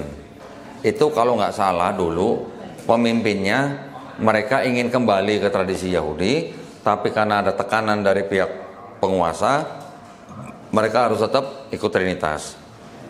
Jadi kalau kita perhatikan di sini, Yesus tadi apa? Sujud, puasa, sunat, nggak makan babi. Kemudian di sini kan diceritakan Yesus dibunuh dan disalib, ya, bangkit hari ketiga. Yesus nih, kita tidak mengakui bahwa Nabi Isa alaihissalam dibunuh dan disalib, ya kan? Tetapi yang diserupakan. Jadi terlepas di sini siapa yang dibunuh ataupun yang disalib itu, dan kita tidak percaya ini Yesus, yang dibunuh dan disalib itu ketika sudah selesai diturunkan dan dikafani. Dikafani Pak. Orang Kristen mati gimana Pak? Didandani. Nah, masuk peti, ya kan? Jadi umat beragama apa yang disunat, nggak makan babi, doanya sujud, puasa, mati dikafanin? Kita yang ngikutin kan? Berarti boleh dikatakan kita mengikuti sunnah Yesus dong Bu di sini Bu. Tetapi yang kita ikuti berarti kan ada indikasi kesamaan antara tradisinya Yahudi dengan syariat yang sekarang kita ikuti di dalam Quran dan Sunnah. Begitu kan? Yang kita sekarang ikuti adalah syariat yang dibawa oleh Nabi Muhammad SAW. Betul? Berarti ada syariat yang mirip-mirip dengan umat-umat sebelumnya dari Bani Israel. Yang disempurnakan itu akidahnya atau syariatnya Bu? Kalau kita ngelihat daripada bacaan di Quran, syariat. Akidahnya berubah nggak? Dari mulai Nabi Musa alaihissalam, bahkan sampai dari Nabi Adam alaihissalam, ya kan? Nabi Musa alaihissalam, Nabi Daud alaihissalam, Nabi Sulaiman alaihissalam, Nabi Isa alaihissalam, sampai Nabi Muhammad SAW, semua akidahnya sama, nggak ada yang berubah. Tetap la ilaha illallah. Ya, di sini juga begitu. Adonai Elohenu, Adonai Ehad. Walaupun ini bukan Taurat dan Zabur yang dimaksud Quran, gitu. Ya, di Quran sering disebutkan Taurat, Zabur, Injil. Taurat berfungsi sebagai musodik, membenarkan kitab-kitab yang telah diberikan sebelumnya. Itu apa? Taurat, Zabur, Injil. Tetapi apakah Taurat, Zabur, Injil yang disebutkan dalam Quran itu yang ini? Bukan, karena ini ditulis jauh sekali setelah nabinya wafat. Ya. Kemudian ada sebut Injil. Apakah Injil yang dimaksud Quran itu ini? Bukan juga. Walaupun di sini ada tulisan Injil, tulisannya begini nih Pak. Ini kalau diberikan kepada Bapak Ibu di rumah nih, yang nggak pernah tahu perbandingan seperti ini, bisa mereka berpikiran bahwa inilah Injilnya Nabi Isa alaihissalam. Karena di sini tulisannya Isa alaihissalam, Isa al-Masih tulisannya. Nih bukti ini. Mau ke sini coba lihat sebentar. Kalau dari sini nggak kelihatan, tolong lihat. Ini ada tulisan apa nih? Kelahiran siapa? Kelahiran Isa al-Masih. Oh, ya di sini tulisannya Isa al-Masih. Makasih udah. Jadi kalau ada misionaris datang ini bawa ke rumah Bapak Ibu, tunjukin nih Isa al-Masih. Inilah Injil yang diterima Nabi Isa al-Masih. Gimana? Kalau kita nggak belajar Kristologi, kita nggak akan tahu ini bukan Injil yang dimaksud oleh Quran. Gitu. Jadi kita ini adalah target yang paling empuk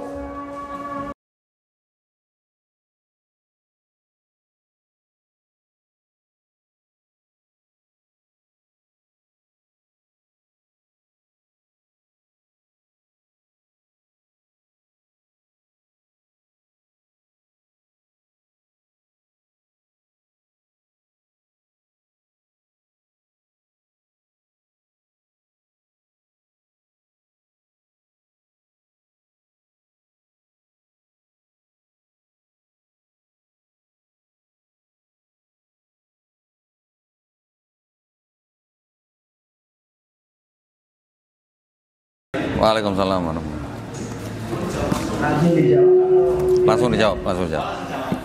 Oke, siap. Monggo kepada Ya. pengganti waktu dan tempat silakan. Ya, kalau yang di belum nyala.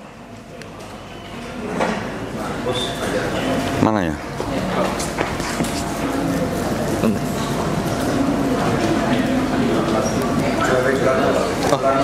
Benar Ustaz. Ini saja. Ya. Tes baik.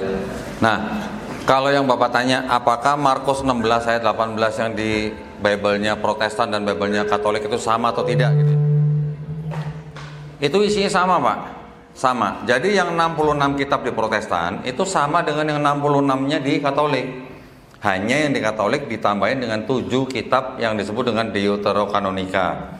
Isinya sama. Kalau ditanya apakah mereka berani mengamalkan, kalau yang di Indonesia saya belum melihat ada yang berani. Di luar negeri beberapa kali saya menonton debatnya mereka, juga tidak ada orang Kristen yang berani melakukan di depan publik seperti ini. Tetapi saya pernah menonton video orang-orang Kristen di Amerika Serikat, ada yang mencoba-coba bermain dengan ular yang berbisa.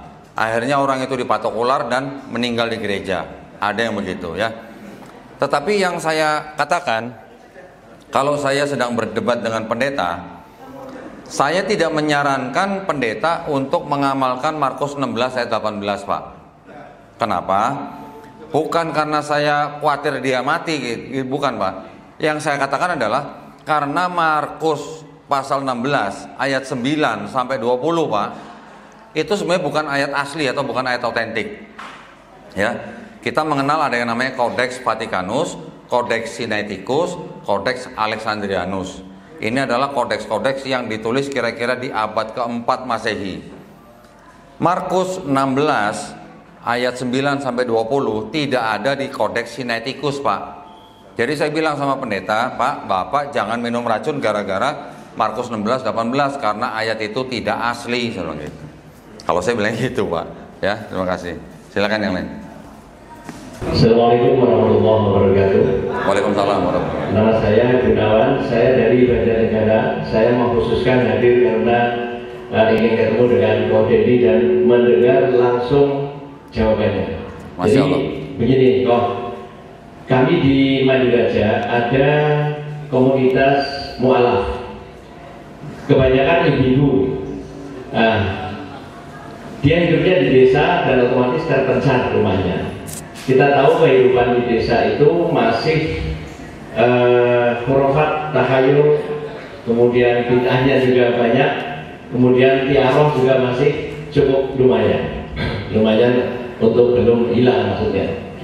Nah, yang kami ingin tanyakan, mu'alaf di sana ingin segera beribadah, melaksanakan ibadah makdoh, terutama toharoh dan sholat. Tapi dari kami itu juga menginginkan akidahnya kuat dulu.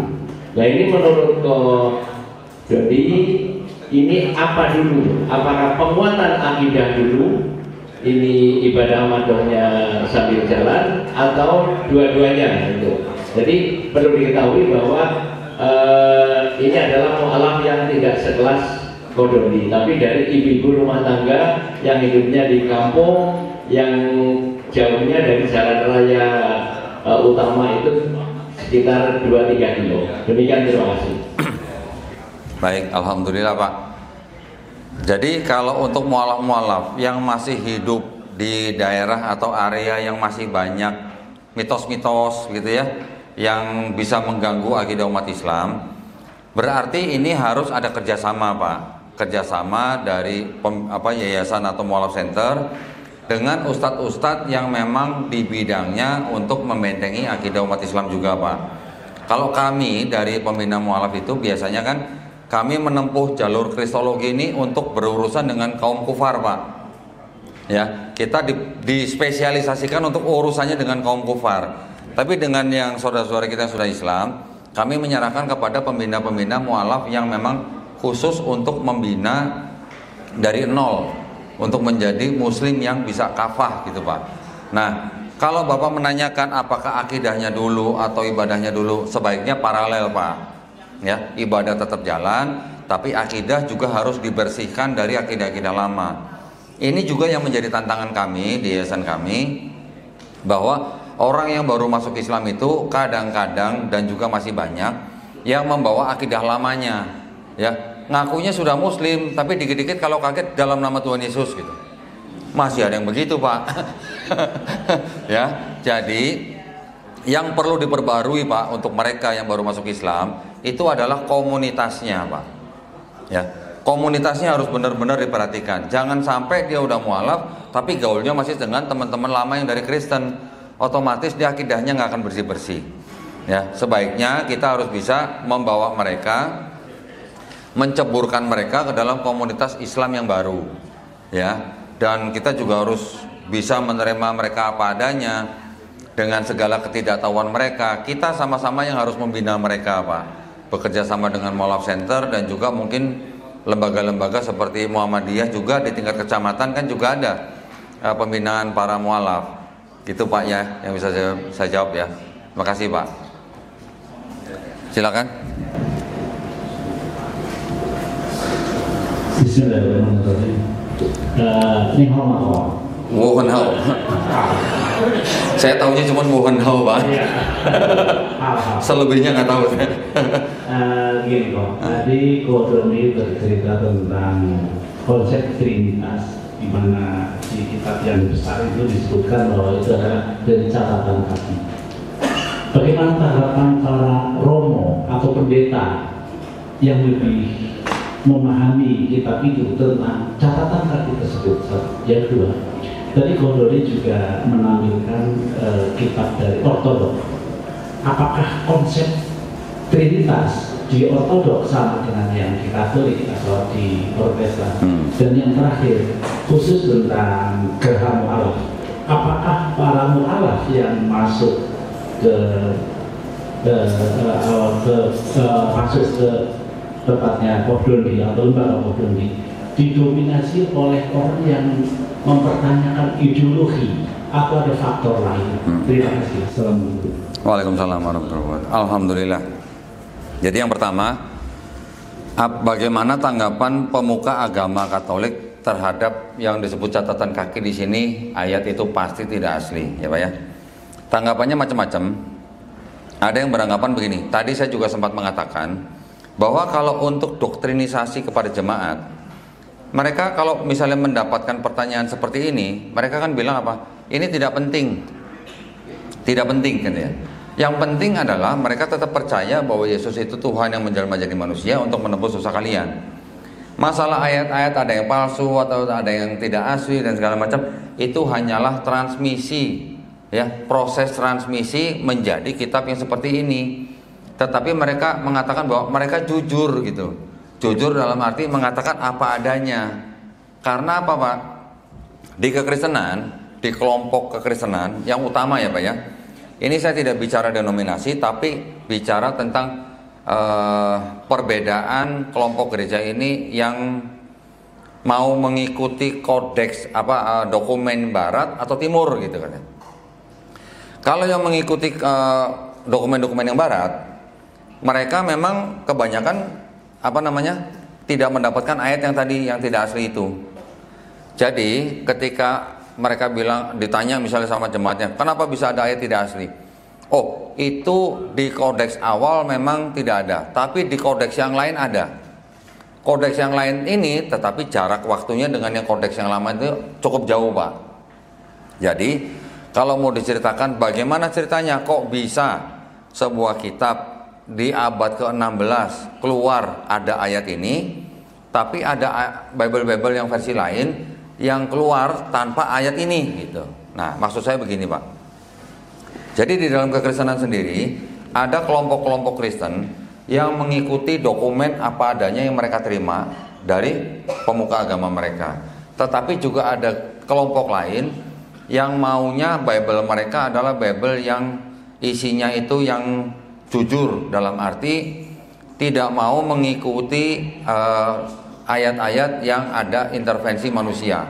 Mereka maunya menerjemahkan dari dokumen-dokumen yang paling tua. Itu. Contohnya tadi yang Codex Sinaiticus. Jadi Kalau contoh ya Pak ya, sayang saya nggak bawa yang bahasa Inggris. Bible-nya orang Protestan yang sama-sama 66 kitab tapi dalam bahasa Inggris, yang paling populer itu namanya KJV, King James Version.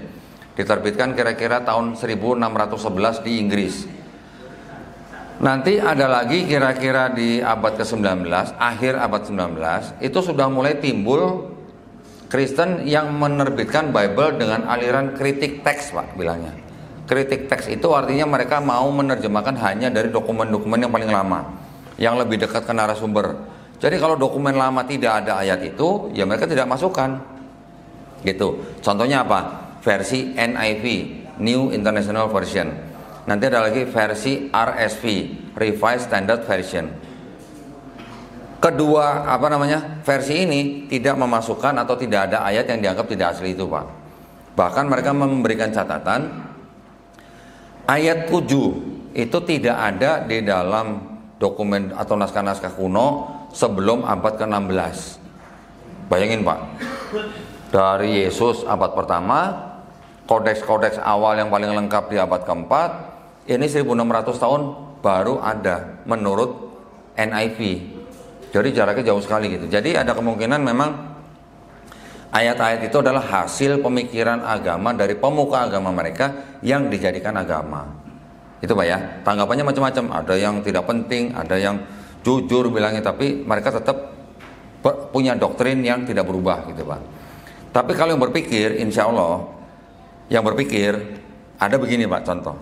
Di studio saya datang orang Kristen, ada yang Protestan, ada yang Katolik. Setelah saya buka ini, banyak yang bersyahadat karena melihat ini dan membaca sendiri. Bahkan ada yang membaca, habis baca sama dia ditutup gini Pak, terus dia nangis. Saya bilang, Mbak, kenapa nangis? Berarti selama ini saya dibohongin sama gereja saya. Loh, bukan saya ngomong, Bible saya ngomong. Ada yang begitu Pak. Jadi ya, memang gimana ya, sebuah kitab suci, yang namanya kitab suci itu kan harusnya bersih dari campur tangan manusia Pak. Jadi jauh sekali kalau mau dibandingkan dengan Quran. Quran itu kan kita tahu bahwa itu adalah murni firman Allah. Ini campur Pak. Dianggap sisa firman Allahnya ada nggak? Ada. Dianggap sabda Nabi nggak di sini? Ada. Dianggap perkataan sejarawan ada nggak? Ada. Tapi cerita pornonya juga ada Pak di sini.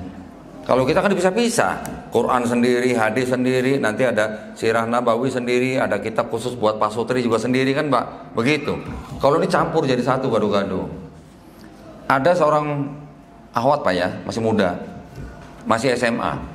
Karena orang tuanya kurang perhatian kepada anak ini, nah ini pesan nih Pak nih ya, buat orang tua di sini nih, yang punya anak-anak yang masih remaja nih. Ini umur-umur yang sangat rentan.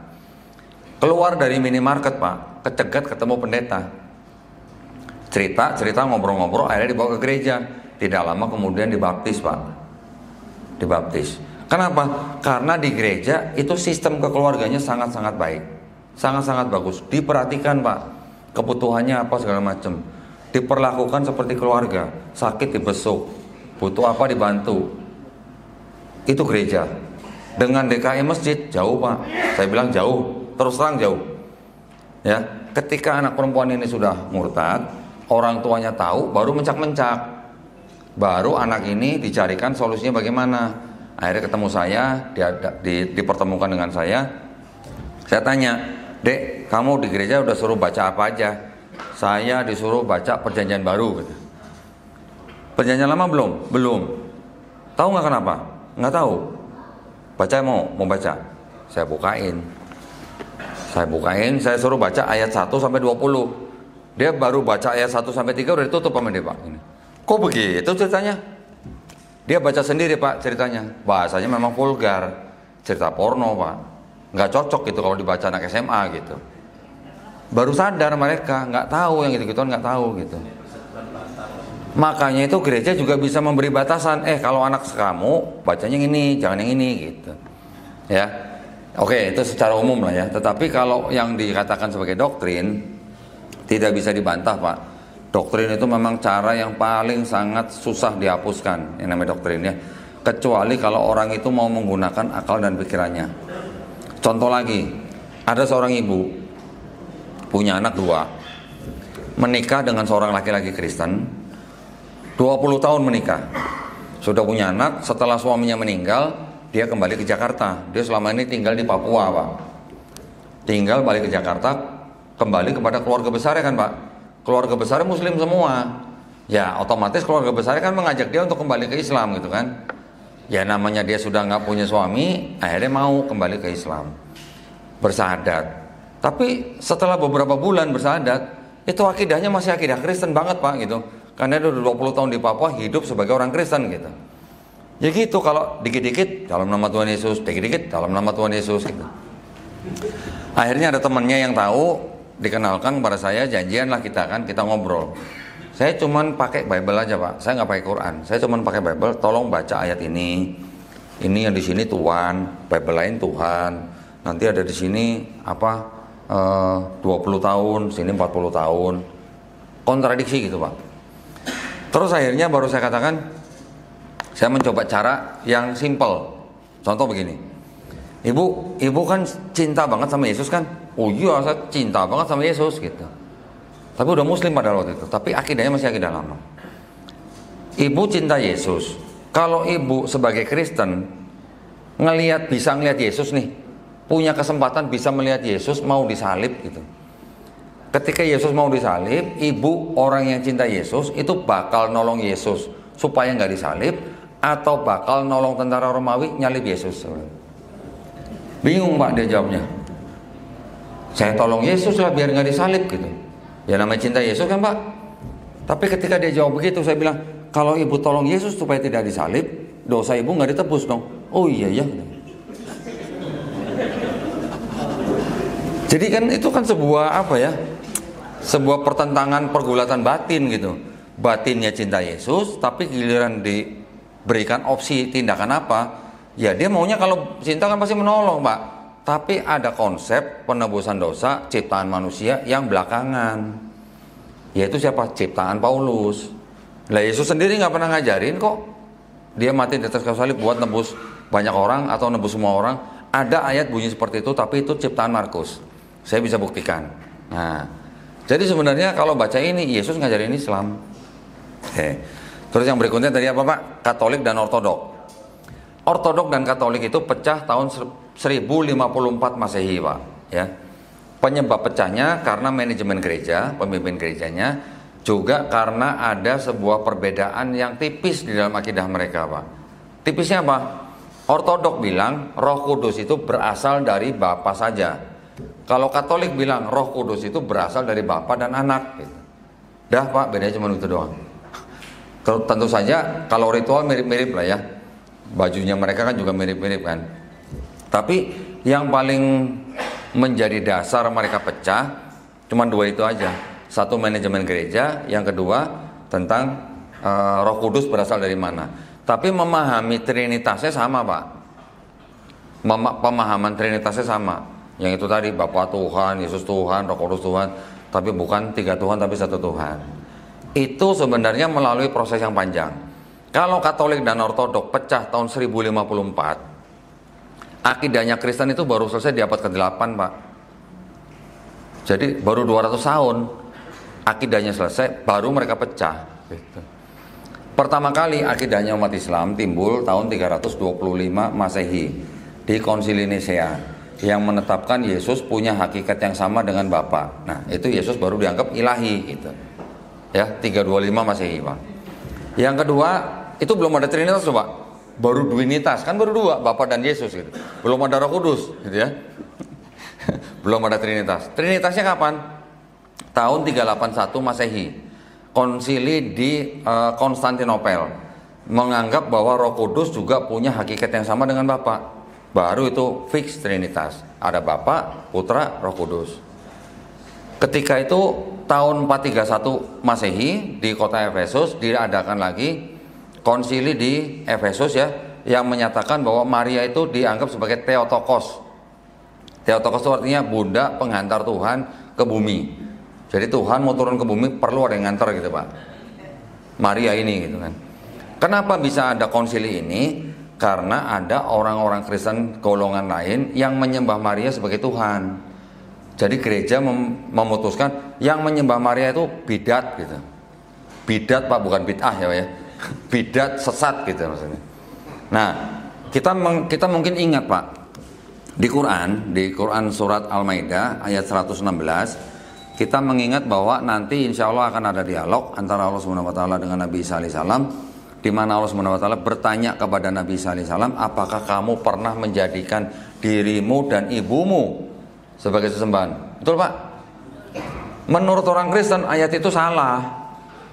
Menurut orang Kristen, Quran nggak tahu Trinitas. Trinitas itu bukan Bapa, Putra dan Maria. Trinitas itu Bapa, Putra dan Roh Kudus. Kenapa Quran bisa menyebutkan Nabi Isa dan Nabi Isa alaihissalam pernah menjadikan dirinya dan ibunya? Jadi Quran salah menurut orang Kristen. Tahu jawabannya Pak? Karena itu tadi ada orang Kristen yang menyembah Maria. Kapan timbulnya? Kira-kira di pertengahan abad keempat. Malah timbulnya di Arab Saudi. Ya. Ada golongan Kristen yang menyembah Maria sebagai Tuhan, namanya kelompok Koliridianisme. Nah, jadi Quran nggak salah. Pada zaman itu ada orang Kristen yang menyembah Maria sebagai Tuhan. Makanya nanti insya Allah ada dialog, Allah Subhanahu Wa Taala bertanya kepada Nabi Isa alaihissalam, apakah kamu pernah menjadikan dirimu dan ibumu sebagai sesembahan? Jadi Quran tuh sudah menjawab semua konsep ketuhanan Kristen Pak. Yang Koliridianisme dijawab di Quran surat Al-Maidah ayat ke-116. Ada Kristen yang menganggap bahwa Bapa itu Yesus, Yesus itu Bapa, satu pribadi Pak, bukan tiga pribadi. Namanya kelompok Kristen Oneness. Nah, Oneness ini dia bukan pengikut Trinitas, tapi dia menyembah kepada Bapa dan Yesus sebagai satu pribadi. Itu dibantah oleh Quran surat Al-Maidah juga Pak, ayat 72. Telah kafirlah orang yang mengatakan Allah Subhanahu Wa Taala adalah Isa putra Maryam. Sama akidahnya gitu kan Pak. Yang Trinitarian yang menyembah Bapa, Putra dan Roh Kudus juga dibantah di Quran surat yang sama ayat 73. Sungguh telah kafir orang yang mengatakan Allah adalah salah satu dari tiga. Jadi semua konsep Kristen sudah dibantah oleh Quran. Jadi itu antara bedanya Ortodok dan Katolik.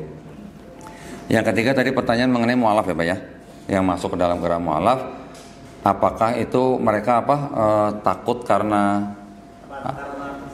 ideologi dalam ideologi.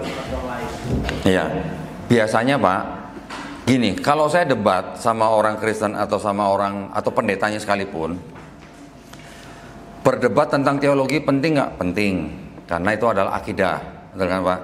Tetapi sebelum ke teologi, saya akan kesini dulu Pak. Ini adalah jalur pembuka saya. Saya akan mengatakan bahwa bagaimana kamu menganggap kitab kamu suci kalau ada ayat yang pasti tidak asli gitu. Jadi saya runtuhkan dari sini. Ini adalah pondasi daripada sebuah agama kan Pak. Pondasi kita Quran, karena Nabi Muhammad SAW sudah wafat. Pegangan kita adalah Quran dan hadis. Pegangan mereka apa Pak? Cuman ini, gitu loh. Jadi ketika saya bisa membuktikan bahwa di dalam sini ada ayat tidak asli, otomatis kan sudah, ya. Pertama kali itu Pak. Kedua, baru dengan teologi. Teologi itu saya gunakan dengan, ya itu tadi seperti tadi, kamu bakal nolong Yesus gak gitu. Itu salah satunya Pak.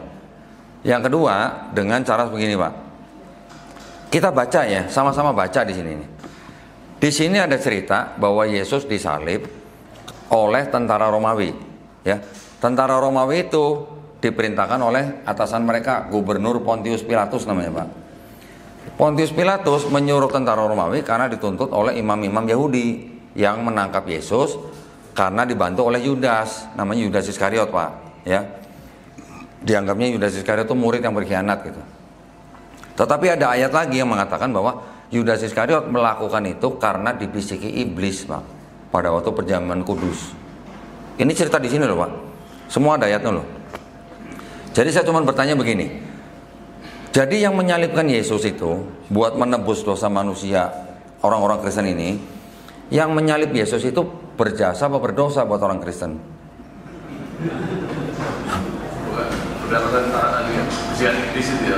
Logis nggak Pak? Saya bertanya begitu. Yang membunuh Yesus siapa? Tentara Romawi kan? Berarti tentara Romawi berdosa apa berjasa buat orang Kristen? Harus berjasa dong. Kalau nggak berjasa kan nggak ada penebusan dosa gitu. Nah, tentara Romawi disuruh oleh Pilatus. Pilatus diminta oleh Imam Yahudi. Imam Yahudi dapat nangkep Yesus karena Yudas Iskariot. Yudas Iskariot menyerahkan Yesus karena dibisiki sama iblis. Jadi iblis, Yudas Iskariot, Imam Yahudi, Pontius Pilatus sama tentara Romawi, semuanya itu berjasa apa berdosa buat orang Kristen? Harus berjasa kan? Nah. Betul. Jadi ketika mereka bilang berjasa, harusnya masuk surga masuk neraka tuh iblis. Iya dong. Nah, dengan cara-cara seperti logika yang simpel gitu aja, Pak. Mereka susah menjawabnya. Kenapa? Karena konsep penebusan dosa yang mereka terima dari gereja itu adalah konsep ajaran belakangan setelah ada Paulus mengajarkan dosa waris. Nah, sekarang saya tanya, murid-murid Yesus ketika Yesus ditangkap di Taman Getsemani itu pada nemenin ke kayu salib apa pada kabur? Kan pada kabur.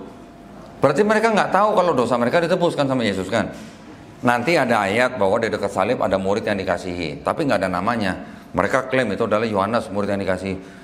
Mana ada nama Yohanes? Yang disebut murid dikasihi bukan cuma Yohanes, ada Maria Magdalena, ada Lazarus, ada Yohanes.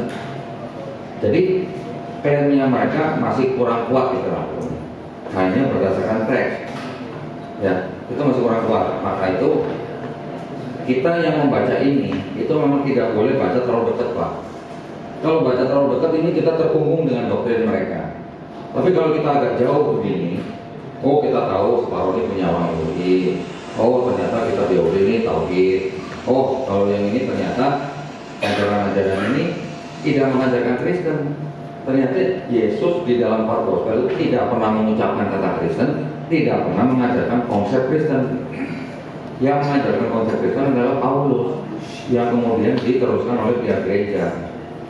Itu sebenarnya. Tapi sebenarnya Paulus pun boleh dikatakan dia menyeleweng dari ajaran Yesus karena dosa waris. Tapi Paulus tidak menganggap Yesus dan Bapa itu setara. Paulus. Tapi di abad keempat baru dimodifikasi sama bapak gereja yang lain. Namanya bapak gereja Athanasius, yang tadinya Yesus tidak setara dijadikan setara, co-equal and co-eternal. Nah itu adalah ajaran-ajaran bapak gereja yang akhirnya melahirkan Kristen seperti yang kita sekarang lihat. Itu Pak. Jadi teologi penting nggak? Penting.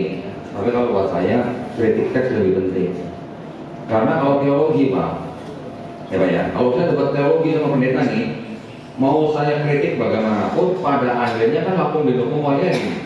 Betul Pak? Mereka menyembah pohon pisang juga saya nggak berapa larang, ya kan?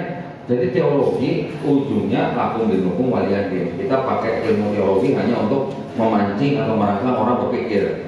Tapi kalau kritik teks mereka nggak bisa bantah karena yang ngomong kita mereka sendiri. Jadi musuh terbesar mereka adalah Bible mereka sendiri pasti. Gitu Pak ya. Mudah-mudahan menjawab Pak. Silakan Pak Yaman. Mic.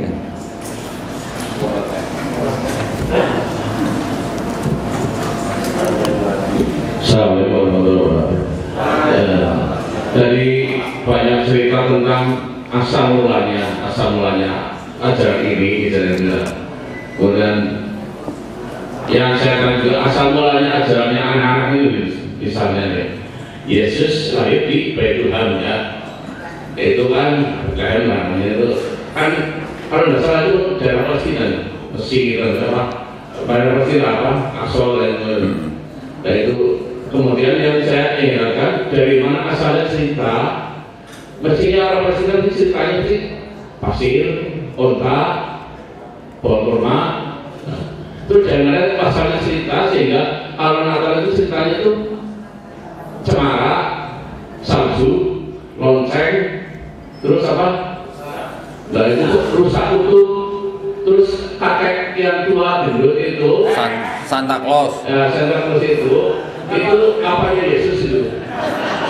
Terus dari mana dia? Yang ngomong itu siapa itu? Orang itu bisa begitu percayanya seperti itu ya, apa anak-anak percaya kalau sakit apa kemungkinannya apa seperti itu. Kemudian yang ngajarin terus di wartawan itu dari mana itu? Pasca. Asal mulanya juga kan dari sejarah banyak sejarah angin itu gitu. Jadi saya tahu dari mana otaknya itu bisa mikir bahwa Tuhan padang pasir menjadi salju, orang hidup yang putih. Kemudian yang kedua, rasialis adalah rasial, ya jangan kasih sayang, tapi wujudnya rasial, rasis ya. Karena apa? Karena menganggap hitam itu jelek. Jadi orang hitam itu jelek. Kan kalau itu hitam itu ditakuti anak-anak ya, kalau nggak salah gitu loh. Kalau anak ditakuti nanti jadi hitam. Nah itu rasis sekali. Yang hitam itu jelek. Dan dari mana asal mulanya? Baik. Baik. Ya. Jadi Kristen itu tumbuhnya malah di Eropa, ya Pak ya. Tumbuhnya di Eropa, bukan di Palestina malah. Memang gini Pak, di dalam kitab ini sendiri dikatakan bahwa yang pertama kali disebut sebagai Kristen itu adalah Paulus dan Barnabas ketika mereka sudah tinggal di Antioquia selama setahun. Barulah mereka dan pengikut-pengikutnya disebut sebagai Kristen. Antioquia itu di mana? Bukan di Palestina, di Turki Pak. Ya. Kemudian setelah Kristen awal mulai berkembang, karena yang namanya kekaisaran Romawi pada saat itu kan mudah sekali berpindah tangan, ya kan? Karena mudah sekali berpindah tangan, akhirnya kekaisaran Romawi menggandeng orang-orang Kristen, ya pemuka-pemuka agamanya untuk bisa dijadikan apa ya? Kalau politik tahu gak sih gimana? Politik kan kita pasti cari suara kan? Cari orang yang bisa mengamankan massa untuk memberikan suara lah. Kalau zaman sekarang mungkin kita dalam konteks demokrasi.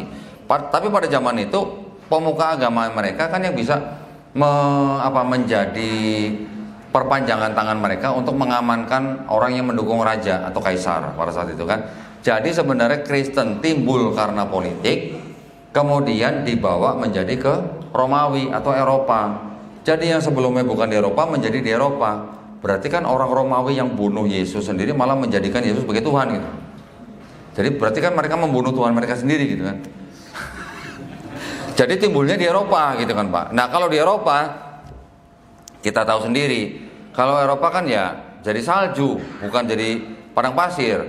Jadi ada pengaruh-pengaruh dari kawasan sekitar Eropa yang malah menjadikan Kristen menjadi akhirnya agama tradisi.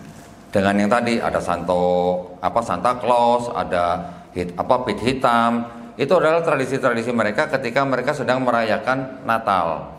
Natalnya pun beda-beda Pak di Kristen Pak, ada yang 25 Desember, ada yang di Januari gitu. Itu juga beda-beda. Jadi ketika tradisi itu sudah menguat, dibawalah oleh orang-orang Eropa ini, ada yang ke Amerika, ada yang ke Afrika, bahkan ada yang ke Indonesia.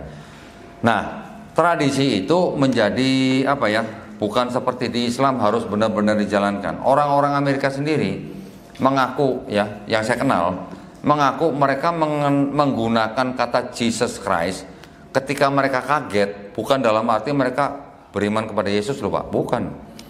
Hanya menggunakan kata-kata Jesus Christ atau Jesus seperti orang kaget, itu hanya karena tradisi. Seperti itulah, ya. Hanya seperti orang tradisi Pak. Jadi ketika mereka ke gereja, itu juga hanya tradisi.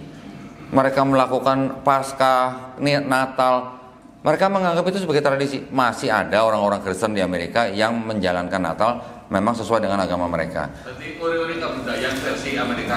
Betul. Sudah berubah jadi kebudayaan, jadi tradisi.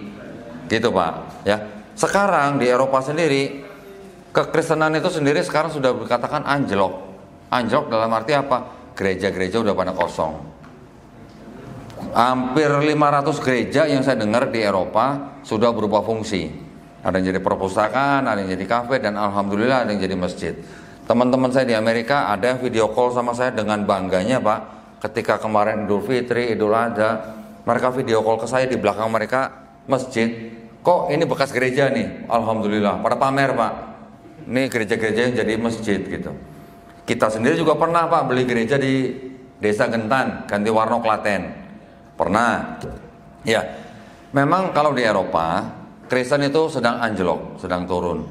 Gereja-gereja pada kosong. Yang masih datang paling hanya orang-orang tua dan imigran katanya.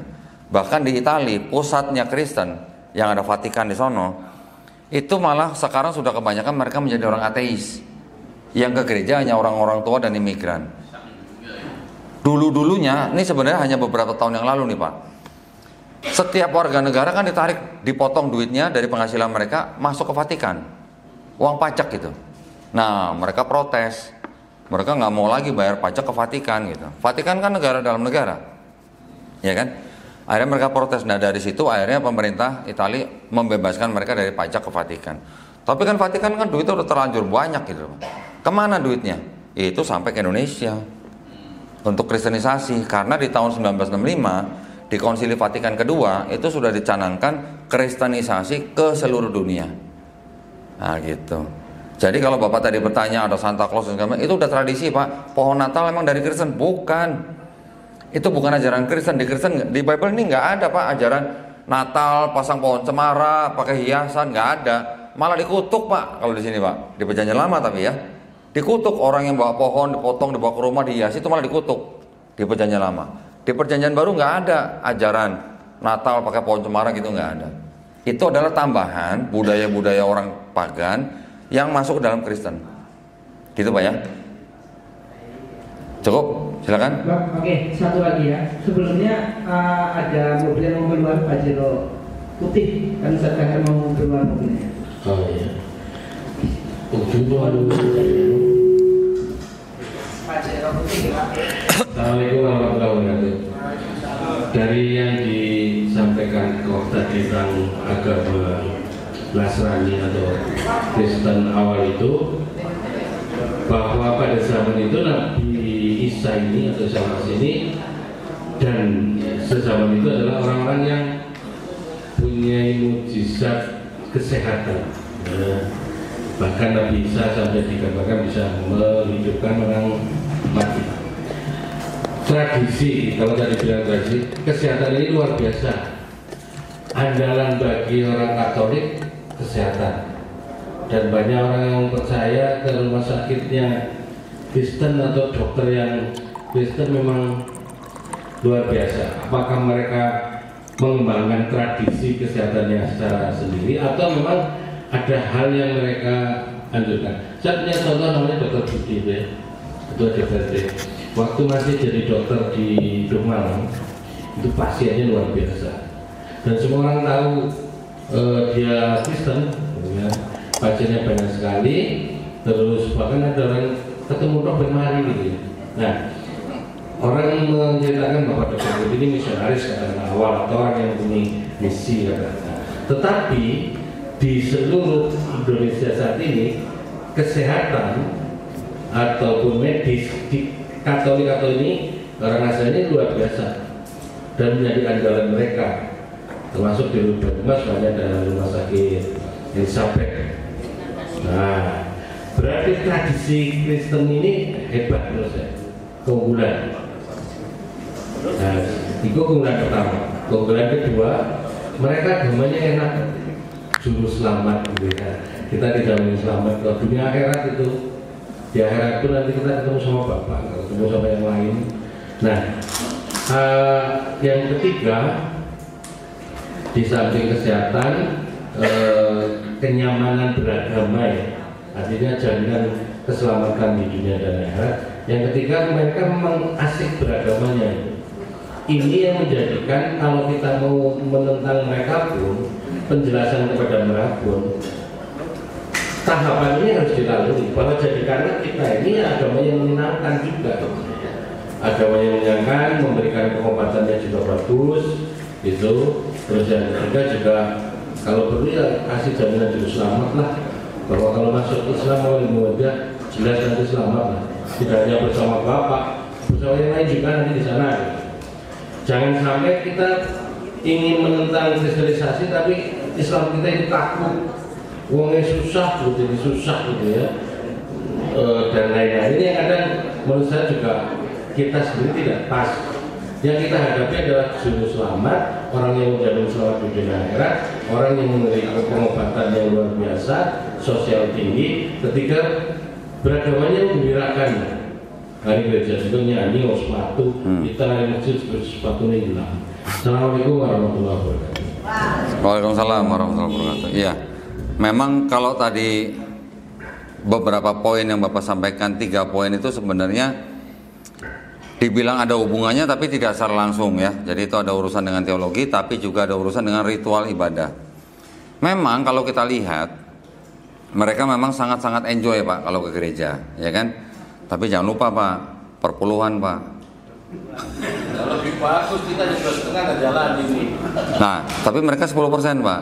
Nah, jadi ketika saya berdialog dengan mereka, yang saya ajak mereka adalah gini. Saya ajak mereka berpikir, mereka ini ngakunya pengikut Yesus atau pengikut Paulus? Nah, dengan baca kitab mereka harus berani mengakui bahwa mereka tuh pengikut Paulus Pak, bukan pengikut Yesus. Kalau mau pengikut Yesus, ayo puasa sebulan, ayo doanya sujud, ayo disunat, ayo nggak makan babi, ayo mati dikafanin. Berani nggak mereka Pak? Kalau mengikut Yesus menurut Bible loh Pak ya, bukan menurut gereja. Kalau menurut gereja mereka sudah rubah itu, ya kan? Gereja merubah menurut siapa? Menurut Paulus. Itu yang sering saya tekankan kepada mereka Pak. Yang kamu mengikuti Paulus atau Yesus. Saya berani berdebat dengan ayat-ayat yang ada di dalam Bible. Saya nggak butuh Quran untuk berdebat masalah itu Pak. Nah itu yang jadi apa namanya? Kiprah saya Pak ya di dalam berdialog dengan mereka. Kedua, kalau mengenai ritual ibadah, saya nanti baru akan menyinggung atau membawa mereka kepada pemikiran tentang memang harus ada agama yang diturunkan untuk manusia. Ada agama yang harus mengatur manusia dari mulai dia lahir sampai dia mati, dari mulai dia bangun tidur sampai dia tidur lagi. Aturan-aturan itu memang harus ada, di mana aturan itu tujuannya untuk kebaikan manusia itu sendiri, bukan untuk orang lain gitu loh. Saya nanti akan membicarakan tentang fungsinya sholat buat kita apa, kelebihan kebaikan sholat buat kita apa. Contoh yang paling penting lagi Pak, secara ilmu pengetahuan sekarang kita sudah berani ngomong, otak manusia kan dipenuhi dengan apa? Darah dan oksigen. Tapi darah dan oksigen itu kalau kita berdiri tegak begini, nyampe nggak ke ubun-ubun kita Pak di sini, darah dan oksigen kita? Nyampe nggak Pak? Enggak, ternyata cuma sampai sini Pak nih. Bagaimana caranya supaya otak dan darah dan oksigen itu sampai ke ubun-ubun kita? Caranya bagaimana? Sujud. Itulah makanya Allah SWT mewajibkan kita sholat, gunanya bukan untuk Allah SWT tapi untuk kita. Dengan sujud kita hidup pasti lebih tenang, ya kan? Dengan mengingat Allah dan sebagainya. Hal-hal seperti itu baru yang saya kasih mereka untuk mereka refleksi, merenung bahwa manusia itu fitrahnya adalah muslim. Muslim, ketika mengatakan muslim, saya tidak mengkonotasikan dengan agama atau institusi tertentu Pak, tapi hanya fitrah untuk kembali kita berserah diri kepada Sang Pencipta gitu. Kalau mereka sudah sadar menerima, baru kita bicara tentang Islam. Belum tradisi Islamnya gitu Pak. Mungkin itu Pak ya yang bisa saya jawab ya. Buat Bapak tadi, sebentar, buat Bapak tadi yang menanya, saya belum lengkap ternyata, tadi lupa saya. Saya udah bawa jauh-jauh, kalau nggak saya perlihatkan nih rugi kayaknya, sayang. Ini saking mereka bebasnya ya Pak ya, saking mereka bebasnya. Mereka bisa membuat Bible namanya ini Pak. Nah, tahu maksudnya Pak? Jadi mereka bisa menerbitkan Bible dengan memodifikasi isinya, membuang begitu banyak pasal-pasalnya hanya untuk komunitas tertentu gitu. Ya. Ini diterbitkan tahun 1836 khusus untuk budak-budak kulit hitam di Amerika Latin. Bedanya apa dengan yang Bible yang lain?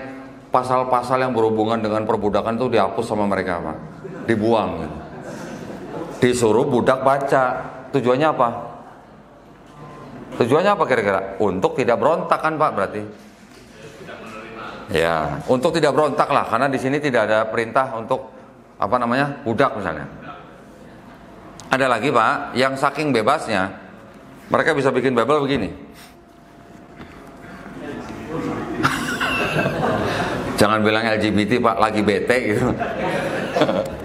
Bayangkan, ini sebuah komunitas juga bisa menerbitkan Bible dengan memodifikasi beberapa ayatnya untuk apa? Untuk menghindari misinterpretasi kepada homofobik.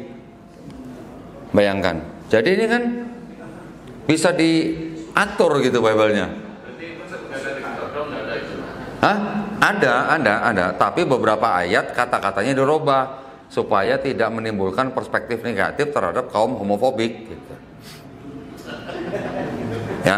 Nah, ada nggak Pak gereja yang melegalkan pernikahan sejenis? Sudah ada Pak sekarang di Amerika, di Eropa juga sudah ada. Bahkan karena kuatnya mereka kaum LGBT itu, mereka sampai bisa membuat sebuah negara mengeluarkan undang-undang yang bisa melegalkan pernikahan sesama jenis di negara itu. Ketika pemerintahnya sudah mengeluarkan undang-undang, gereja kan nggak berani nolak Pak. Gereja kan harus ngikutin undang-undang negara kan. Jadi negara harus bisa memberikan pelayanan menikahkan orang sejenis. Bayangkan. Ya gitu Pak ya. Gitu Pak, silakan Pak. Cukup atau ada yang lain? Cukup Pak. Bisa dilanjutkan di lain kesempatan di atas setelah acara ini. Ya, karena beliau sudah ada acara. Ada mobil yang harus keluar, pengguna R1425 GR Honda Jazz, mohon untuk bisa dipindahkan. R1425 GR Honda Jazz. Baik Bapak Ibu jamaah yang kami hormati, alhamdulillah rangkaian acara tabligh akbar pengajian pimpinan, mohon maaf nih, pengajian pimpinan dan juga pada masyarakat telah selesai. Kita akhiri dengan bacaan alhamdulillah.